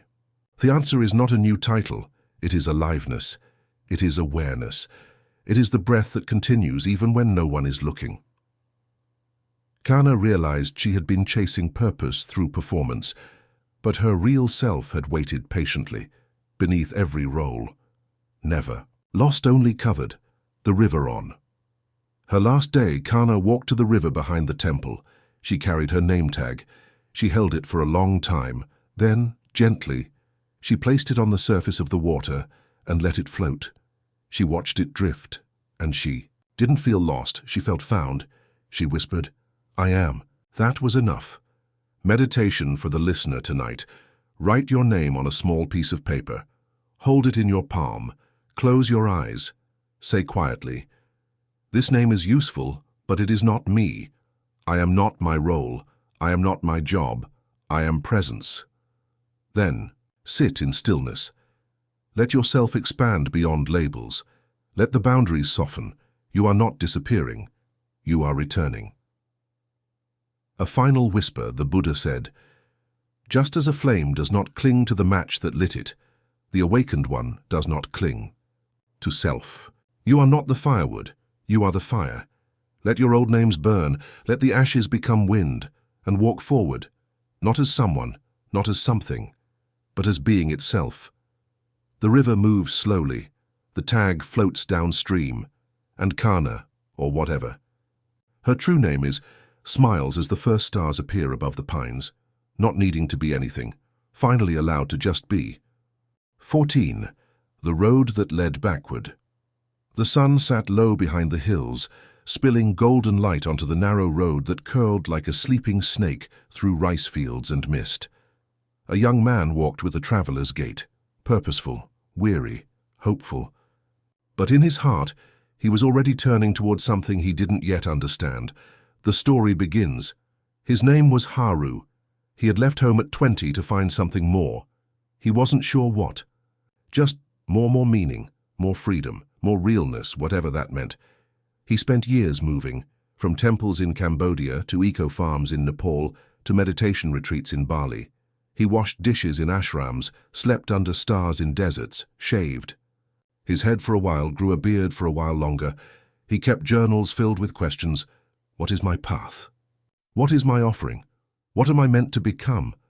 But somewhere between year 4 and year 5, the questions became heavier than the pack he carried. And still, no answers. The return, when his grandmother fell ill, he returned home. Only for a while, he told himself. The village was exactly as he'd left it. The same stone bridge over the stream. The same dog sleeping outside the noodle shop. The same smell of miso and wet earth. He found himself irritated by its sameness, its smallness. How can I possibly grow here? He wondered, but something in him was too tired to run again. So he stayed. The garden. His grandmother asked him to help in her garden, the same patch of earth she'd been tending for 40 years. He resisted at first. What was there to learn from planting lettuce? But she insisted, and so every morning he woke before dawn, pulled on worn gloves and followed her through the dew-soaked rows. The work was simple, weeding, watering, composting, but something in him began to shift. The feel of dirt beneath his nails, the way the sun warmed his back, the smell of basil on his fingers. He found himself humming, he found himself still. The moment, one morning, he watched a tomato ripen. That's it. No vision, no lightning. Just the slow, quiet ripening of a fruit. And in that silence a truth came. This is enough. He didn't need to chase purpose across continents. He didn't need a teacher with a long robe and riddles. He needed only to be here, present, rooted, awake to the life already around him. The Zen of enough in Zen, there's a phrase, this very place is the lotus land. It means enlightenment isn't elsewhere. It's right here in the dishwater, the broom, the garden, the silence between breaths. Haru had been searching for meaning like it was buried treasure. But meaning was not a place. It was a way of seeing, way of being. The psychology of arrival modern culture praises movement. We celebrate the quest, new cities, new jobs, new upgrades. But psychology tells us constant movement is often avoidance. We flee boredom, intimacy, uncertainty. But the deeper work is staying. Staying is where the soul matures. It is where presence takes root. It is where we stop performing life and begin to live it. Haru realized he had been in motion not toward truth, but away from discomfort. Now his stillness was no longer a trap. It was a sanctuary, the offering. The end of the season, he prepared a meal from the garden, grilled eggplant, rice with herbs, steamed greens with sesame. His grandmother smiled and said, "You always belonged here." And he smiled back, not in protest, not in shame, but in knowing, not because he had failed elsewhere, but because he had finally arrived. Meditation for the listener. Tonight, look around your space, not to judge, to see. Let your eyes rest on what is familiar, the cup, the lamp, the plant on your windowsill. Breathe. Say softly, "This place is enough. This moment is home. I do not need to go elsewhere to find myself." Feel the ground beneath you, feel the breath within you. Arrive, a final whisper. The Buddha said, "There is no path to happiness. Happiness is the path. Perhaps what you're seeking is not over the next hill.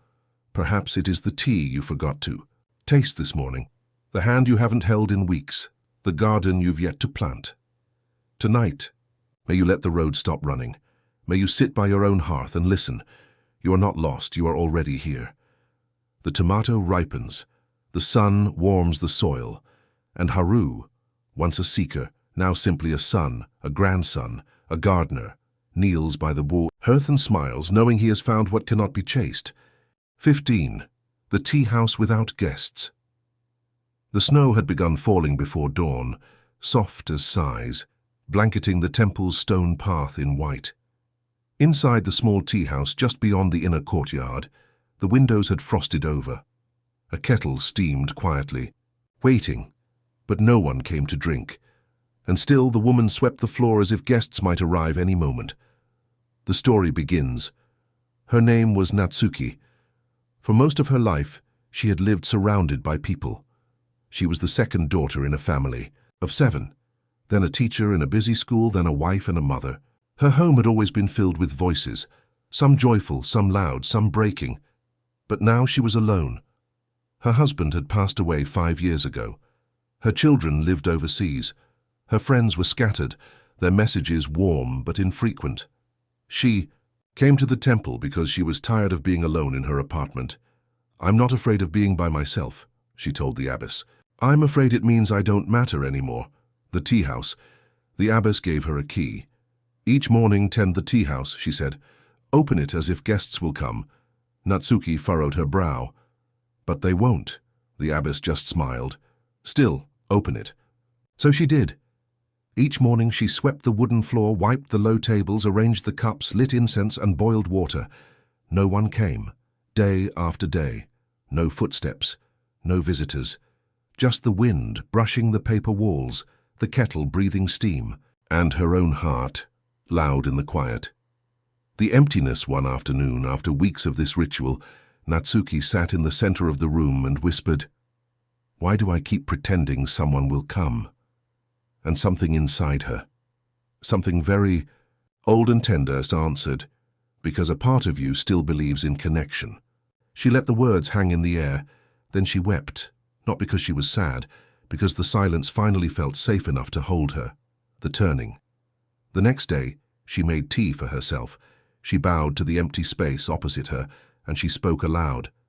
As if to an unseen friend, "Welcome, I've been expecting you." The air seemed to shift, as if something invisible bowed in return. She poured the tea, drank slowly, and noticed for the first time. She did not feel alone. She felt accompanied by the room, by the wind, by the memory of every soul she had ever loved, by the sound of her own breath, steady and true. The zen of solitude in Zen, silence is not the absence of sound, it is the presence of everything else. To sit alone and listen is to enter communion, not with others, but with life itself. True solitude is not loneliness, it is intimacy without distraction. When the Buddha meditated beneath the Bodhi tree, he was alone, yet fully united with the cosmos. He wasn't escaping the world, he was meeting it, unfiltered. Disi. Psychology of loneliness. Modern studies show loneliness isn't just about isolation, it's about meaningless silence. We feel alone, not because no one is near, but because we don't know how to be with ourselves. Natsuki had always served others. Her value had been tied to being needed, but now her offering was presence, not to guests, not to children, but to herself. The day the guest arrived, on the 33rd day, a small girl wandered into the tea house. Her mother apologized. They had come to visit the temple gardens. Natsuki smiled. Would she like some tea? They sat. The girl giggled at the steam.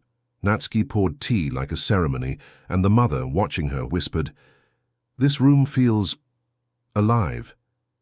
Natsuki nodded, because it was. Not because someone had finally arrived, but because she had. Meditation for the listener tonight. Make yourself tea. Sit alone. No music, no screen, just warmth. Pour the tea with care. Before you drink, bow your head. Gently and as if to a guest, say softly, "I am here, I am enough, I do not wait for company to feel complete." Drink slowly. With each sip, feel the space around you become sacred. You are not empty. You are full of presence. A final whisper. The Buddha said, "The one who has gone beyond solitude, who is untroubled, who sees beyond both emptiness and crowd, such a one is truly at peace. Solitude is not a punishment. It is a return to your own breath, to your own beauty, to the guest who never left, your deepest self." The snow continues to fall. The teacup is warm in her hands. And Natsuki, once waiting, once forgotten, now sits in the glow of quiet joy, pouring tea for the invisible presence that is everything. 16. The leaf that waited to fall. Autumn wrapped the mountains in red and gold. Leaves drifted through the temple courtyard like small, slow prayers. A single tree near the northern gate had not yet shed its final leaf. And beneath it, every morning, a woman knelt, watching it wait, as if it had something to teach her. The story begins. Her name was Chio. She was older than most who came to the temple, not aged in body, but in grief. She had lost her younger brother the year before to an illness that came fast and ended faster. He was only 32. They had been close since childhood, closer than words could explain. His death cracked something in her, not because she didn't understand death, but because she had never thought it would feel so silent, not dramatic, just an absence that hovered quiet and constant. She came to the temple to learn how to move on, but what she found was a tree. The waiting each morning, on her way to morning meditation, Chio passed the maple tree, and each morning she noticed there was still one leaf clinging to the branch. Even as the others had all fallen, she began to stop and kneel to watch it sway. It was small, crimson, delicate, thin as breath. She whispered to it silently, "You can let go now." But it didn't. For weeks it held on. She began to love that leaf. She began to fear the day it would fall. The teaching of the tree one afternoon, the head monk sat beside her. "You've grown fond of that leaf," he said gently. Chio nodded. "I don't want to miss the moment it falls." He looked at her kindly. "Do you think you'll know when it happens?" She hesitated. "No," she said, "but I want to be here, just in case." He smiled. "Then you're already learning the secret." "What secret?" "That we do not grieve because things end. We grieve because we love." The Zen of impermanence. In all schools of Buddhism, anicca, impermanence, and is a foundational truth. Everything conditioned must pass. To awaken is not to deny this, but to bow to it with soft hands. To grieve is not to fail, it is to be human. To love is to say, "This will end, and I choose it anyway." The leaf, still holding to its branch, became Chio's mirror. Her brother was gone, but her love remained, and that too would one day change. And that too was okay. The psychology of grieving. Well, modern grief research says there is no closure. There is no finishing grief, only integrating it. The goal is not to stop mourning, but to learn how to carry it more gently. Chio realized she had been trying to move past her brother's death, but perhaps she could instead walk with it, slowly, mindfully, without shame. The maple did not rush its letting go, neither would she. The falling on the 47th day, just as the sun broke over the eastern ridge, the leaf let go. No sound, no announcement. It simply released, drifted downward, and landed softly in the grass. Chio saw it. Her breath caught. Tears rose, not sharp but warm. She picked up the leaf, held it in both hands, and whispered, "Thank you."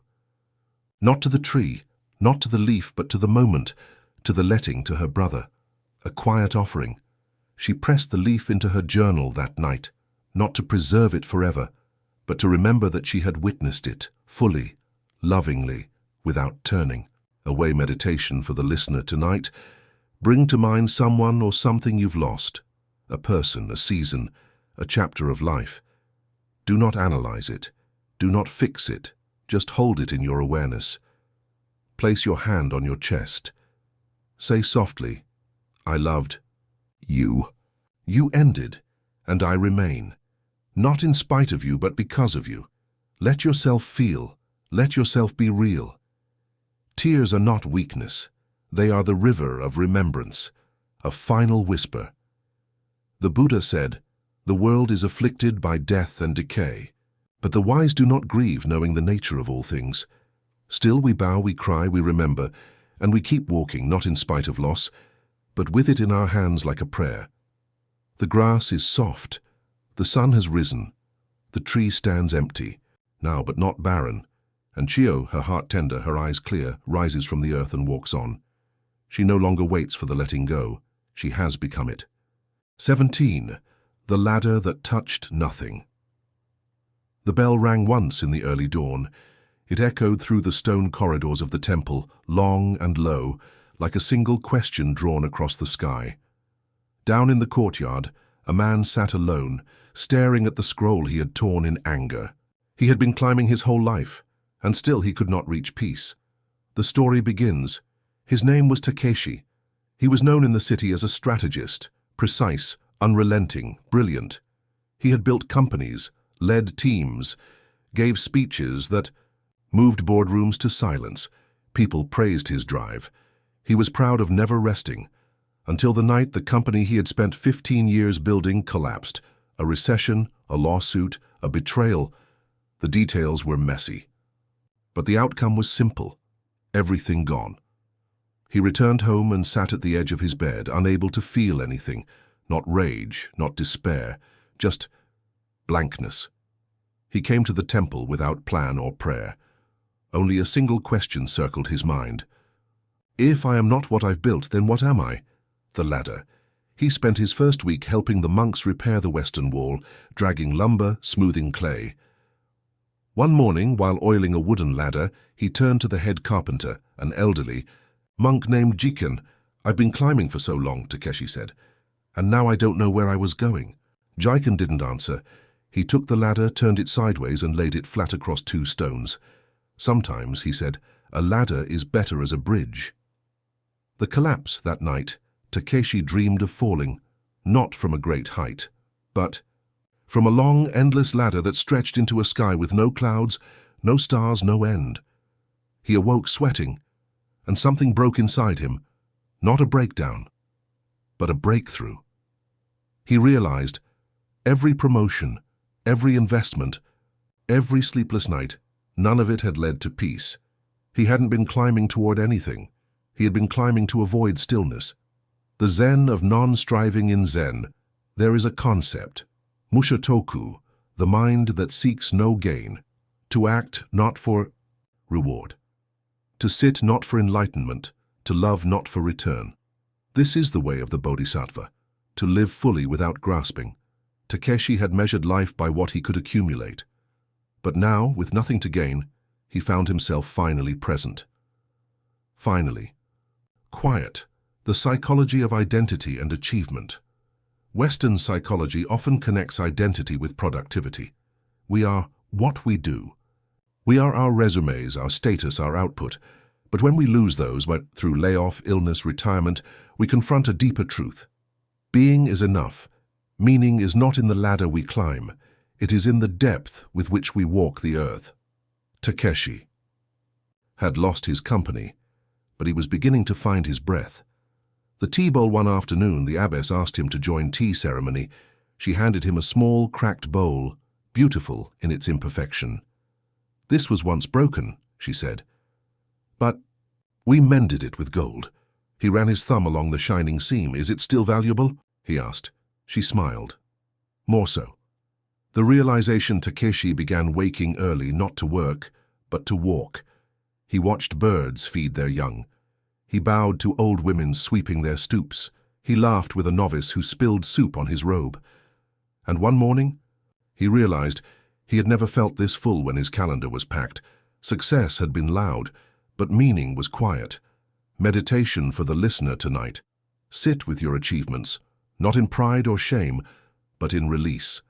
Picture every title, every win, every rung on your ladder. Now lay the ladder down. See it become a path instead. Say softly, I do not need to rise. I only need to walk with presence. Breathe into the space success once occupied. Let stillness take its place. Let enoughness settle in. A final whisper, the Buddha said, in the pursuit of gain, much is lost. In the stillness of loss, much is gained. You are not your resume. You are not your victories. You are not the ladder. You are the sky it reaches toward, and the sky does not need to climb. It only needs to be. The sun touches the eastern ridge. The bell rings again. And Takeshi, once, always ascending, now walks slowly down the temple path, each step an arrival, each breath a return to the only thing that cannot be lost, the self that simply is. 18. The cup that would not fill. The rain had returned light and steady, like the sound of fingers brushing silk. Inside the meditation hall, cushions were laid out in a perfect circle.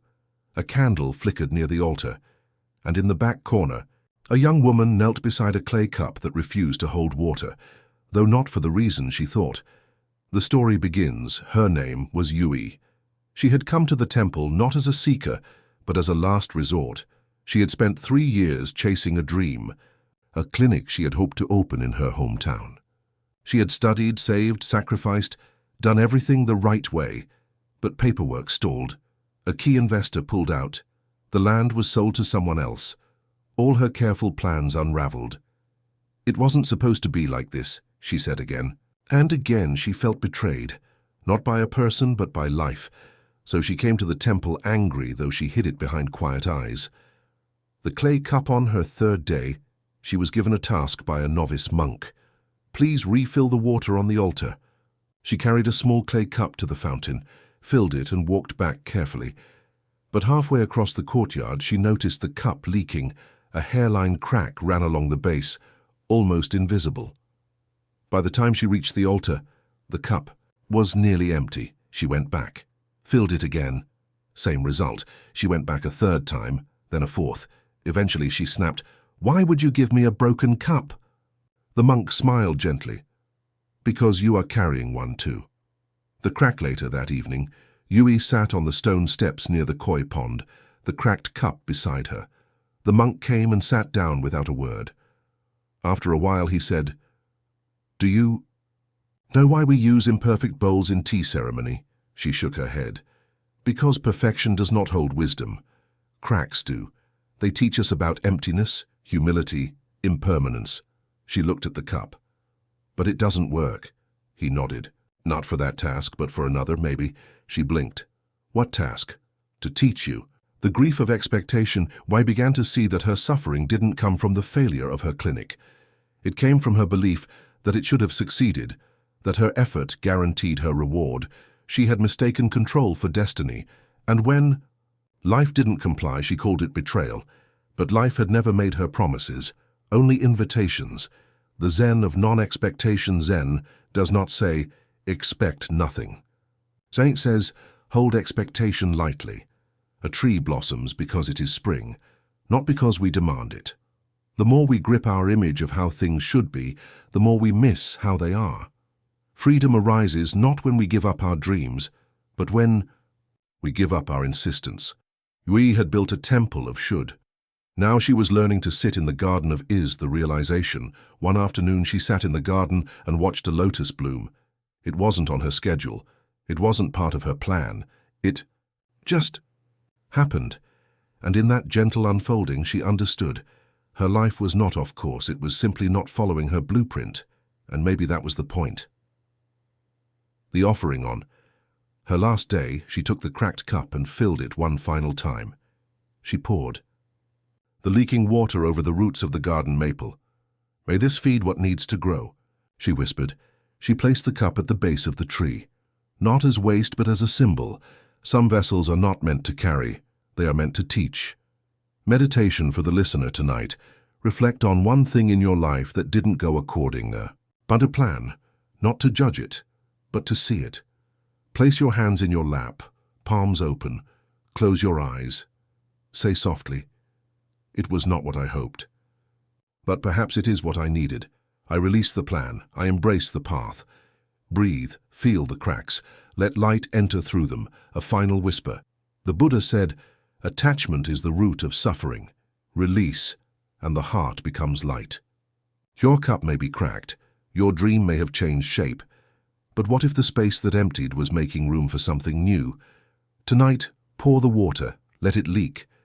Let it nourish the roots of what you haven't yet imagined. And bow, not to failure, but to unfolding. The rain has stopped, the earth is damp, the candle still flickers in the meditation hall, and Yui, no longer waiting for life to fill her cup, walks gently across the courtyard, her hands empty, her heart not quite so anymore. 19. The lantern with no flame. Evening fell slowly, brushing its golden sleeve against the temple roof. Paper lanterns hung from the eaves, unmoving, unlit. The wind had calmed, the air was soft, and in a room lit only by the blue of dusk, a man sat with a candle in his hand, hard afraid to light it. The story begins. His name was Shin. He had spent most of his life in the background, never the loudest in the room, never the one to volunteer, always careful to speak only when spoken to. In school he was quiet, in work, reliable but invisible, in friendship, kind but forgettable.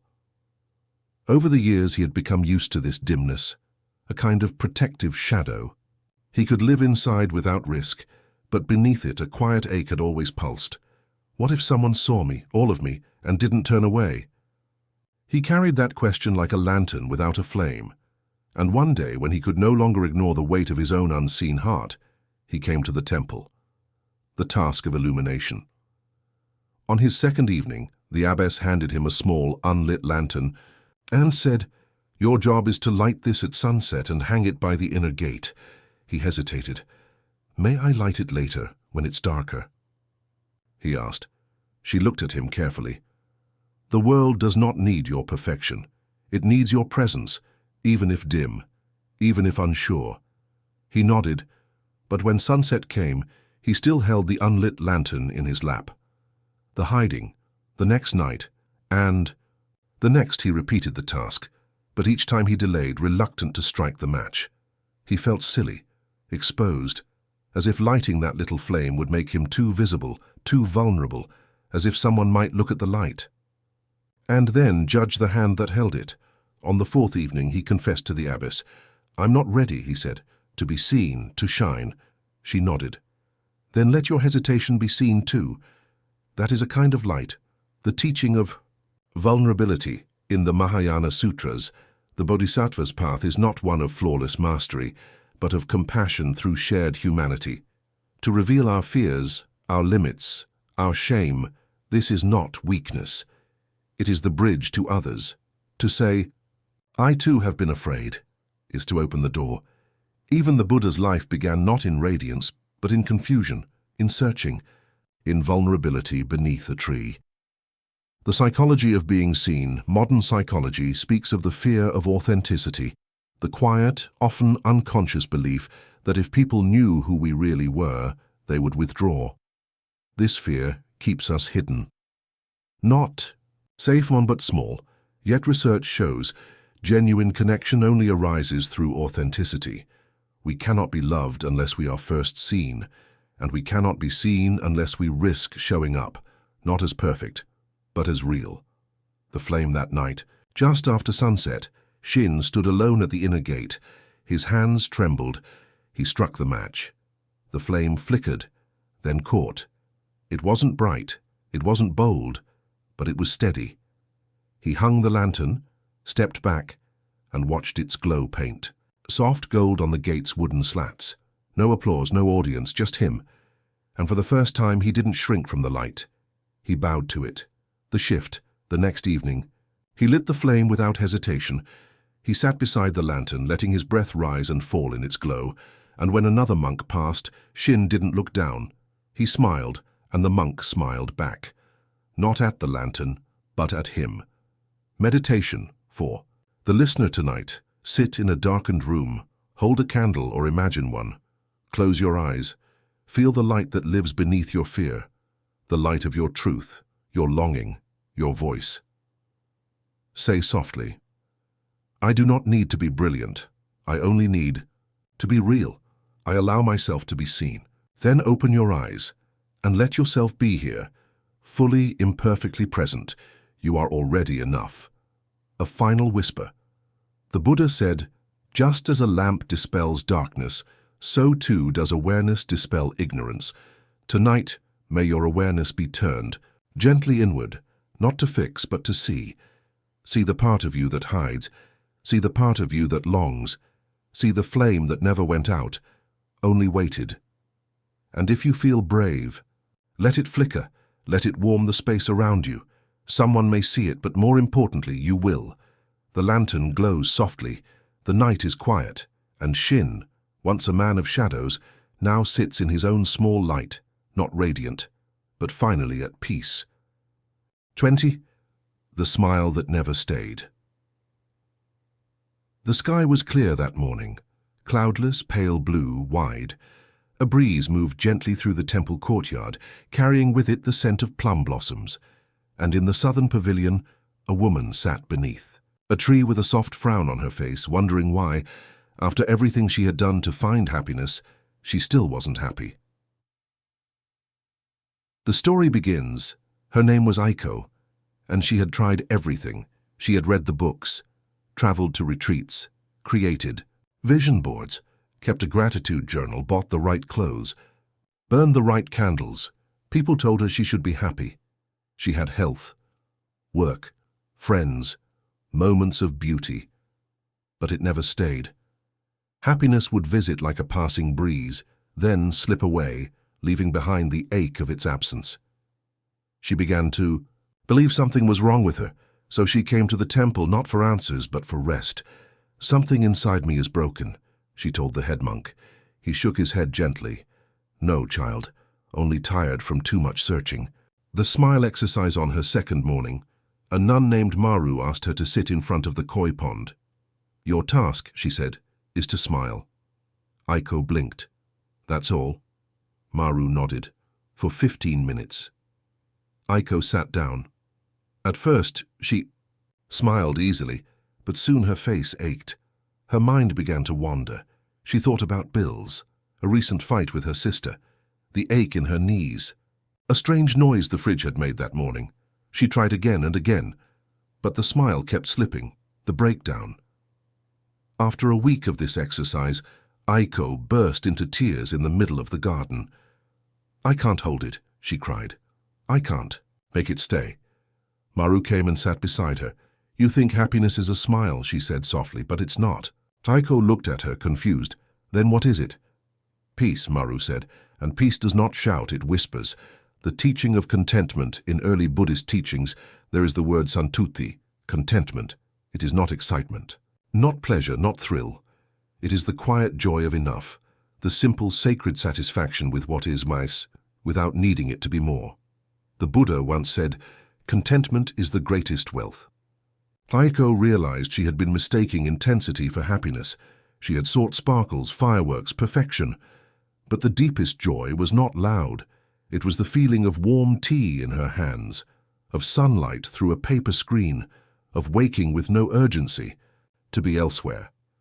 The psychology of pursuit modern research confirms what Buddhism has taught for millennia. Happiness diminishes when pursued too hard. The more we chase it as a goal, the more it eludes us. This is known as the paradox of happiness. Lasting contentment comes not from chasing, but from accepting, noticing, and letting go. Gratitude arises not when we get more, but when we recognize what we already have and stop demanding more from it. The shift Aiko began to walk slower. She ate with more attention. She stopped scrolling. She looked at the sky more. She said thank you to small things, a dry pair of socks, a friendly nod from a stranger, the sound of temple bells. And one day, while washing her cup, she realized she was smiling, not because she tried, but because she didn't. The smile that stayed on. Her last morning, Maru handed her a mirror. Aiko looked at her reflection. She smiled, and it stayed, not because she forced it, but because she no longer needed it to prove anything. It was soft and real, like sunlight on still water. Meditation for the listener tonight. Sit quietly with your breath. Let go of your to-do list, your self-improvement goals, your pursuit. Place your hand on your belly. Breathe in deeply. As you exhale, whisper, "I do not chase joy. I welcome it, if it comes. I release it, when it goes." Feel into the quiet. Notice what is already here. A chair, a breath, a body. Peace is not far. It's already sitting beside you. A final whisper. The Buddha said, "Health is the greatest gift. Contentment, the greatest wealth. Trust, the best relationship. Nibbana, the highest bliss." You do not need to be happier. You only need to be here with your breath, with your tea, with your tired, beautiful self, exactly as you are. Tonight, stop reaching and feel what has been waiting for you all along. The plum blossoms fall softly. The koi turn lazily in the pond, and Aiko, no longer striving, no longer aching, walks through the temple garden with a gentle smile that asks nothing, and in doing so, finds everything. To unto the path that disappeared. Fog blanketed the forest trail in thick folds, muting every sound. The trees stood still, their outlines vague and shifting. Somewhere ahead the path faded, swallowed by mist, and at the edge of it stood a man, with clenched fists and uncertain eyes, afraid to take another step.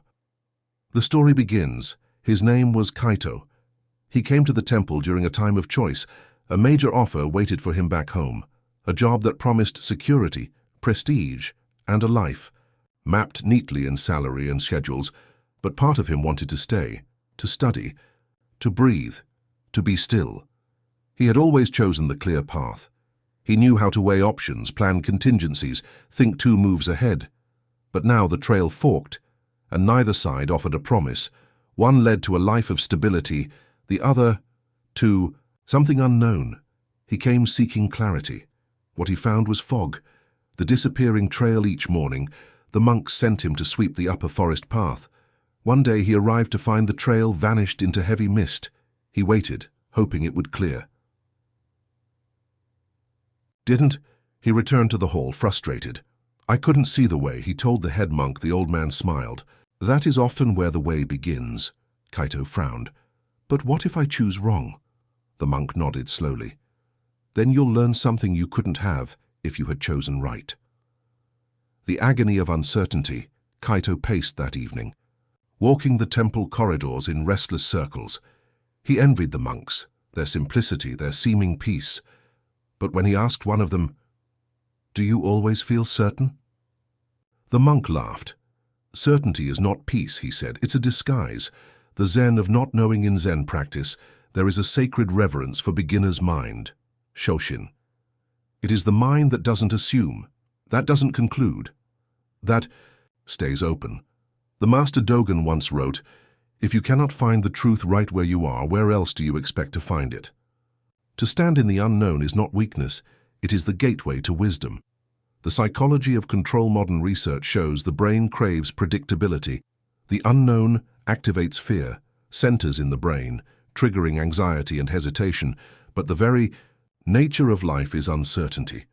To seek total clarity is to fight the fabric of existence, and the paradox, we become most free when we stop demanding certainty. Peace comes not from knowing what lies ahead, but from knowing we can meet it when it arrives. The morning walk the next day, Kaito returned to the fog. He bowed to the trail, then stepped forward. He could see only one stone ahead at a time. He placed his foot there, then another and another. He didn't rush. He didn't panic. He simply walked into the mist, trusting the path to unfold not before his eyes, but beneath his feet.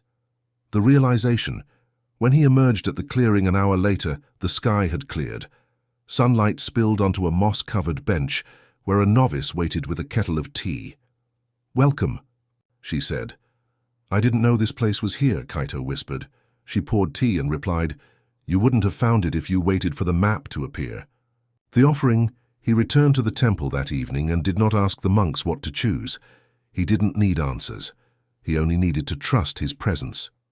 The not knowing became a kind of knowing, a deeper compass, a softer light. Meditation for the listener tonight. Bring to mind a decision you've been holding. Feel the fog around it. Let it be there. Don't force it to lift. Place your hand on your heart. Say quietly, I do not need to know yet. I only need to stay with the question. Clarity will come. Until then, I trust the step I take. Breathe slowly. Let your fear be met by presence. Let the mist surround you and soften you. A final whisper. The Buddha said, live in joy, in love, even among those who hate. Live in joy and health even among the afflicted. Live in joy and peace even among the troubled. Look within, be still. Free from fear and attachment, know the sweet joy of the way. You do not have to see the whole path. You only need to take one honest step, then another, and someday you will look back and see what the mist was not your enemy. It was your initiation. The trail is quiet now. The trees are still. And Kaito, once afraid of choosing wrong, now walks with ease, knowing the only wrong choice is to remain unmoved by fear. And the only right choice is the one made in presence. 22. The drum that played without sound. The morning sky had turned silver, not grey with storm, but soft with the hush of early winter light. In the temple's old music hall, an empty drum sat in the centre of the floor. Its skin was unmarked, its mallet untouched, yet in the silence around it something pulsed, not a rhythm but a presence. The story begins. Her name was Aya. She had lived her life like a metronome, precise, relentless, unyielding. She was a runner. Not only on tracks and trails, but in everything. Deadlines, to-do lists, projects, tasks. She ran to avoid rest. She ran to outrun the ache. Productivity, she often said, is how I prove I deserve to exist. No one questioned her. Why would they? She was successful, admired, tireless, until the collapse. The fall happened during a meeting, mid-sentence, mid-slide, mid-thought. Her body gave out. Her knees buckled. Her vision blurred, and the silence that followed was louder than anything she'd ever known. Doctors used words like adrenal fatigue and nervous system burnout. They prescribed rest. But rest, for Aya, was terrifying. Rest meant stillness. Stillness meant feeling. Feeling meant remembering all she had carefully avoided. The temple. She came to the temple because there was nowhere else left to run. They gave her no schedule, no task, only space. And that was the hardest thing of all, the drum on her. 5th day, she wandered into the music hall. It was rarely used. In the center stood a large ceremonial drum. She touched its surface. It was taut, smooth, cool under her fingers. A novice entered and said, "Would you like to play?" Aya shook her head. "I don't know how," the novice bowed. "You don't need to strike it, just sit, let it play you." She frowned, confused, but she sat the listening. She began returning to the hall each day. At first she watched the drum in silence, then she began to feel it, without sound. It still seemed to throb with something. Her own breath, perhaps. Her own pulse, a memory, a rhythm deeper than music. One day she closed her eyes and imagined playing it, not with arms, but with presence, and she felt it respond, not with sound, but with stillness. The stillness she had fled her whole life. The Zen of effortless rhythm. In Zen, there is a Zen, sitting meditation, the heart of effortlessness. Not a method to achieve something, not a tool to become better, but an invitation to stop becoming and start being. The ancients knew. When the drum is not struck, it sings the true note. Aya had spent her life striking, pushing, earning, but now she was learning to let life strike her, gently, truthfully, from within. The psychology of busyness. Modern culture equates movement with value. Stillness is seen as laziness, but psychologists and trauma therapists have found hyperactivity is often trauma's mask. We run so we don't have to feel. We keep moving to avoid the places that hurt. But healing begins not in movement, but in pause, in the quiet that seems unbearable, until it becomes holy. The transformation. One morning, Aya sat in the music hall and did nothing. No chanting, no posture correction, no mantra, just breath, just presence. And something broke, not violently, like a shell. A tightness in her chest softened, her jaw relaxed, tears came, slowly. No sobbing, just the sound of water finally flowing where it had been dammed. She placed her hand on the drum, and it was enough. The offering, she did not leave the temple with new goals, no list, no plan, just a promise to herself, to sit, to feel, to listen for the drum inside her, and never again try to outrun it. Meditation for the listener tonight. Lie down or sit with your spine supported. Place your hands over your heart. Close your eyes. Feel your breath, just as it is, not to change it. 2. Hear it. Say softly, I am not behind. I am not broken. I do not need to rush. I am here. Let your thoughts come and go. Let the stillness carry its own rhythm. You are the drum. You are the music. Even in silence. A final whisper. The Buddha said, be like a hollow bamboo, open, present, still, and the universe will sing through you. Tonight may you let the world pass without chasing it. May you let yourself rest without guilt. And may you hear in your own breath the most ancient sound of all, peace. The sky darkens. The wind stirs the paper lanterns. And Aya, once, always running, now sits still and soft as the rhythm of her heart plays quietly into the night. 23. The gate that only opened inward. The moon was full above the eastern ridge, casting pale light on the moss-covered stones of the outer temple wall.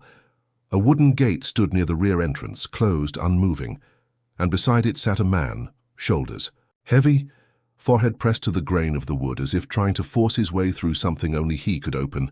The story begins. His name was Renji. He arrived late one night unannounced.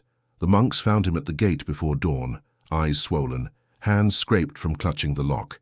He asked for no bed, no meal. I only want silence, he said. They gave him a room and left him be. Days passed. He did not speak. He sat beside the outer gate every morning as if waiting for someone to open it from the other side, but no one ever came. The stone in his chest one evening during walking meditation, the head monk joined him. You've been guarding this gate as though someone might walk through it, he said. Renji didn't answer. The monk sat with him anyway. Finally, Renji whispered, I did something years ago. I cannot undo it, and I cannot forgive myself. The monk nodded gently. Then you are standing outside your own house, he said, begging to be let in. Renji looked up, but the door is locked. Only from the inside, the monk said, and only by you. The nature of guilt. Each day after that, Renji swept the gardens. He raked leaves. He washed bowls. He didn't speak of the thing he'd done. No one asked, but he carried it everywhere, not like a memory and like a wound. One night, while washing his hands, he whispered, if they knew, they wouldn't let me stay. A novice overheard and replied quietly, if they knew how much you're hurting, they would stay with you longer.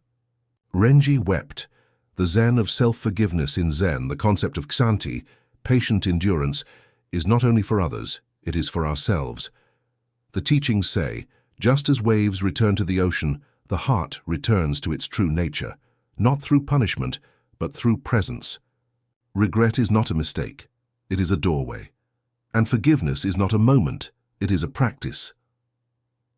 The psychology of shame modern therapy distinguishes guilt from shame. Guilt says, I did something wrong. Shame says, I am something wrong. Shame isolates. It silences. It freezes.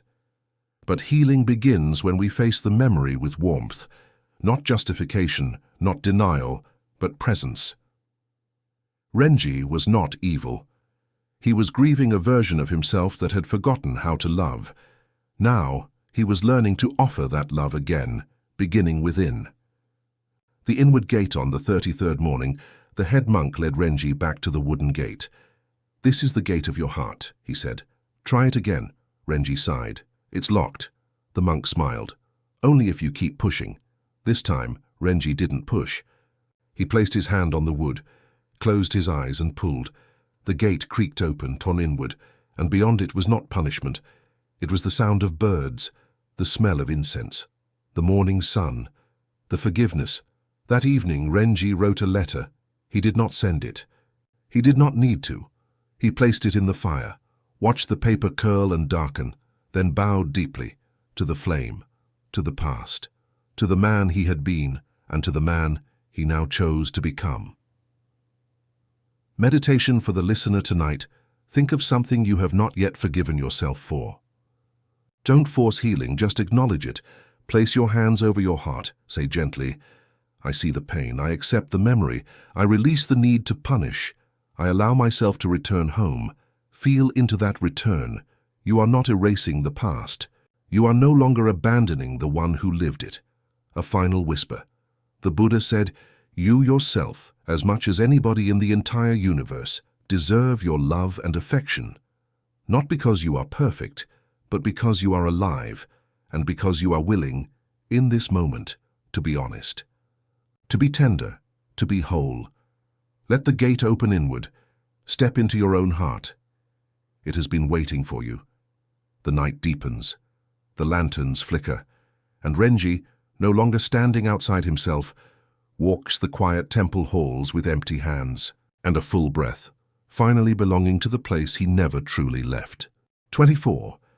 The bell that no one rang. The bell at the western gate had not rung in years. It hung there, silent, weather-worn, wrapped in rust and spiderwebs. And still, every morning, a woman passed by it, her fingers brushing its cold surface, waiting, not to ring it herself, but for someone else to notice, and strike it first. The story begins. Her name was Rika. She had loved deeply, always, but never quite been loved back in the way she longed for. In childhood, her father was a quiet man, not cruel, but distant. She tried to earn his warmth with good grades and quiet obedience. He smiled sometimes, but never held her. In young adulthood, she gave her heart away often to people who were kind but unavailable, people who loved the idea of her, people who left when she became too real. Each time she waited longer, held more gently, spoke less loudly, and still, no one stayed. The bell on her second day at the temple, she found the western gate and its long-forgotten bell. It was beautiful, in its stillness, heavy, patient, unstruck. Each morning she passed it, each time her hand hovered near the rope. But she never pulled it. Someone else should ring it, she thought. Someone else should see that it's waiting. And inside her the same silent hope echoed. Someone should choose me. The conversation. One evening, the abbess joined her at the gate. Why don't you ring the bell? She asked. Rika hesitated. Because I don't want to disturb anything. The abbess smiled. What if the silence is waiting to be disturbed? Rika looked down. It feels like I've spent my whole life waiting for someone to choose me. But no one ever does. The abbess was quiet for a moment, then said, then maybe it's time to choose yourself. The ache of unchosen love in. Both ancient Buddhist psychology and modern therapy, there is recognition of attachment wounding, the deep imprint left when our early needs for affection, affirmation, and emotional presence go unmet. We grow up believing, if I try harder, they will stay. If I become smaller, they will want me. If I wait long enough, someone will come. But this waiting becomes its own prison, a quiet despair, a bell that hangs untouched, not because it is unworthy, but because it keeps waiting for someone else to give it permission to sing. The Zen of inner union Zen does not promise romantic love. It promises intimacy with the present moment, and through that, with the self. The great paradox: when we stop seeking love as something to receive, we become it. We become the hand that rings our own bell. We stop asking, will they choose me? And start living as if we have already been chosen, by life, by breath, by this moment. Rika had spent years hoping to be picked. Now she was learning. Her value was never waiting at the gate. It had always been in her heart. The turning point, the next morning, before dawn, Rika walked alone to the western gate. The mist was thick. The world was quiet. She placed both hands on the bell's rope. She whispered, I choose myself, and pulled. The sound rang out, low, full, ancient. It echoed across the hills, and for the first time in her life, she didn't feel like she was too much. She felt like she was enough. The offering, she continued her days with more stillness, not because she gave up on love, but because she stopped offering herself as an audition. She laughed louder. She cried freely. She stopped shrinking to fit into someone else's doorway. She became a home for herself, and that changed everything. Meditation for the listener tonight. Close your eyes. Place your hand on your chest. Feel the breath. Steady, present, yours. Now whisper, I choose myself. Not because I was left, not because I have to, but because I am worthy of being held, first by me. Breathe into that. Feel your own presence surrounding you like arms, like warmth, like a bell, finally heard, a final whisper. The Buddha said, you can search the entire universe for someone more deserving of your love than yourself, and you will. Not find that person anywhere. Tonight, may you stop waiting to be chosen. May you stop standing outside your own heart. May you open the door, strike the bell, and walk into your own light. The sound lingers. The morning rises, and Rika, no longer hoping to be picked, walks softly through the temple garden, the echo of her own voice in her chest ringing with love. 5.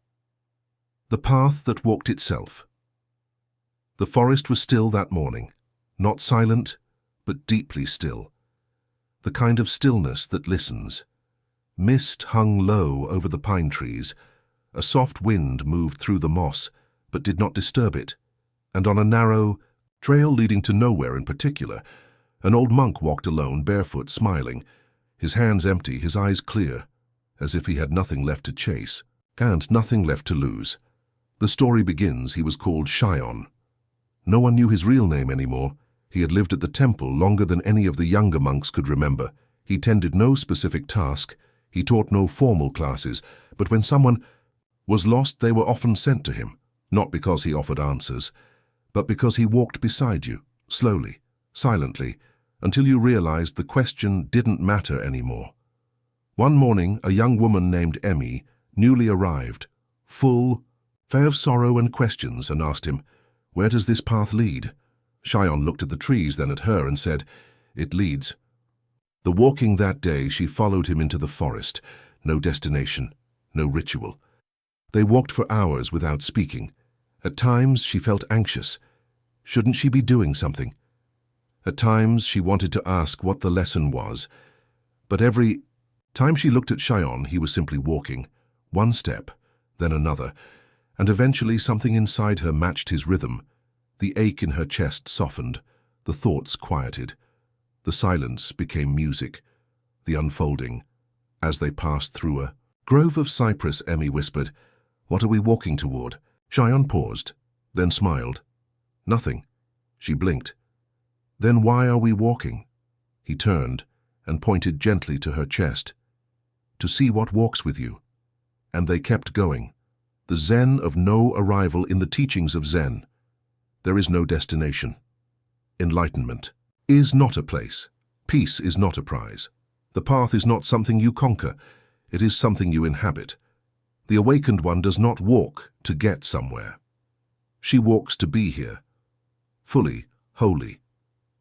Now, the psychology of presence. In modern psychology, we speak of flow states, mindfulness, radical acceptance, but long before the textbooks, the sages knew, to walk in presence is to be free. Most of us live in past and future, what we've done, what we must do.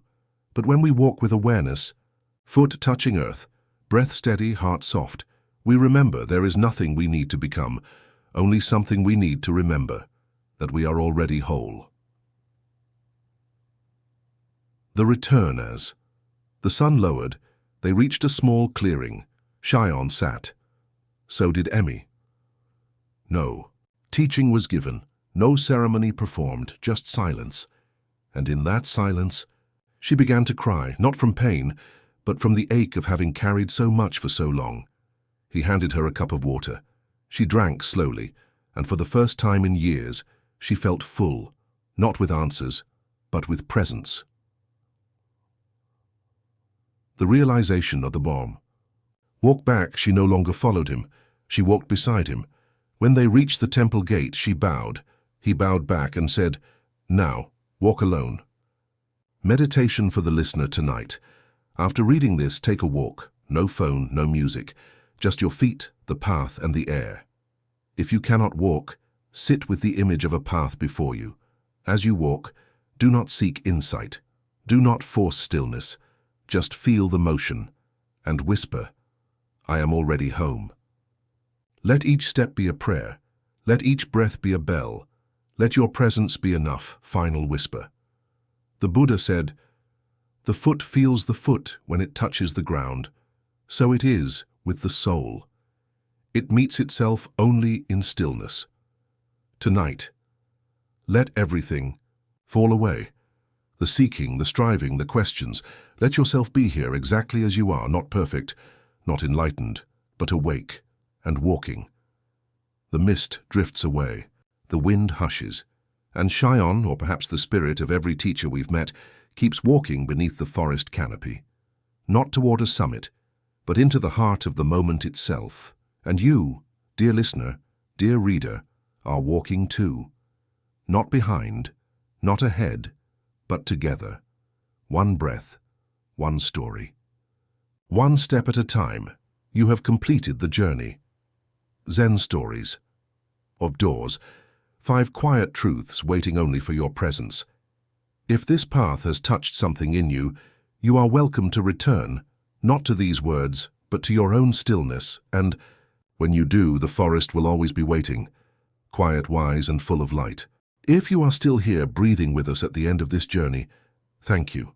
Thank you for walking through these 25 stories, for sitting in silence, for feeling deeply, for trusting the quiet teachings of a bamboo grove, a broken bowl, an unstruck bell. These stories are not just words. They are mirrors. They are invitations. They are soft reminders that healing doesn't always come in thunder. Sometimes it arrives on bare feet, in the hush of a forest path, in your own willingness to pause. If something in this journey touched you, if a story stayed with you, if a line helped you breathe a little easier, we invite you to let us know. Leave a comment. Share your reflection. Let this be not just a monologue, but a sangha, a circle of hearts finding their way home, together. If this brought you peace, consider sharing it with someone who needs gentleness. And if you'd like to walk further with us, through stories, meditations, and soft awakenings, subscribe to this channel. Turn on the bell, so you'll know when the next light appears on your path. Until then, be slow, be soft, be here, and remember, you are already enough. You are already the path. You are already home.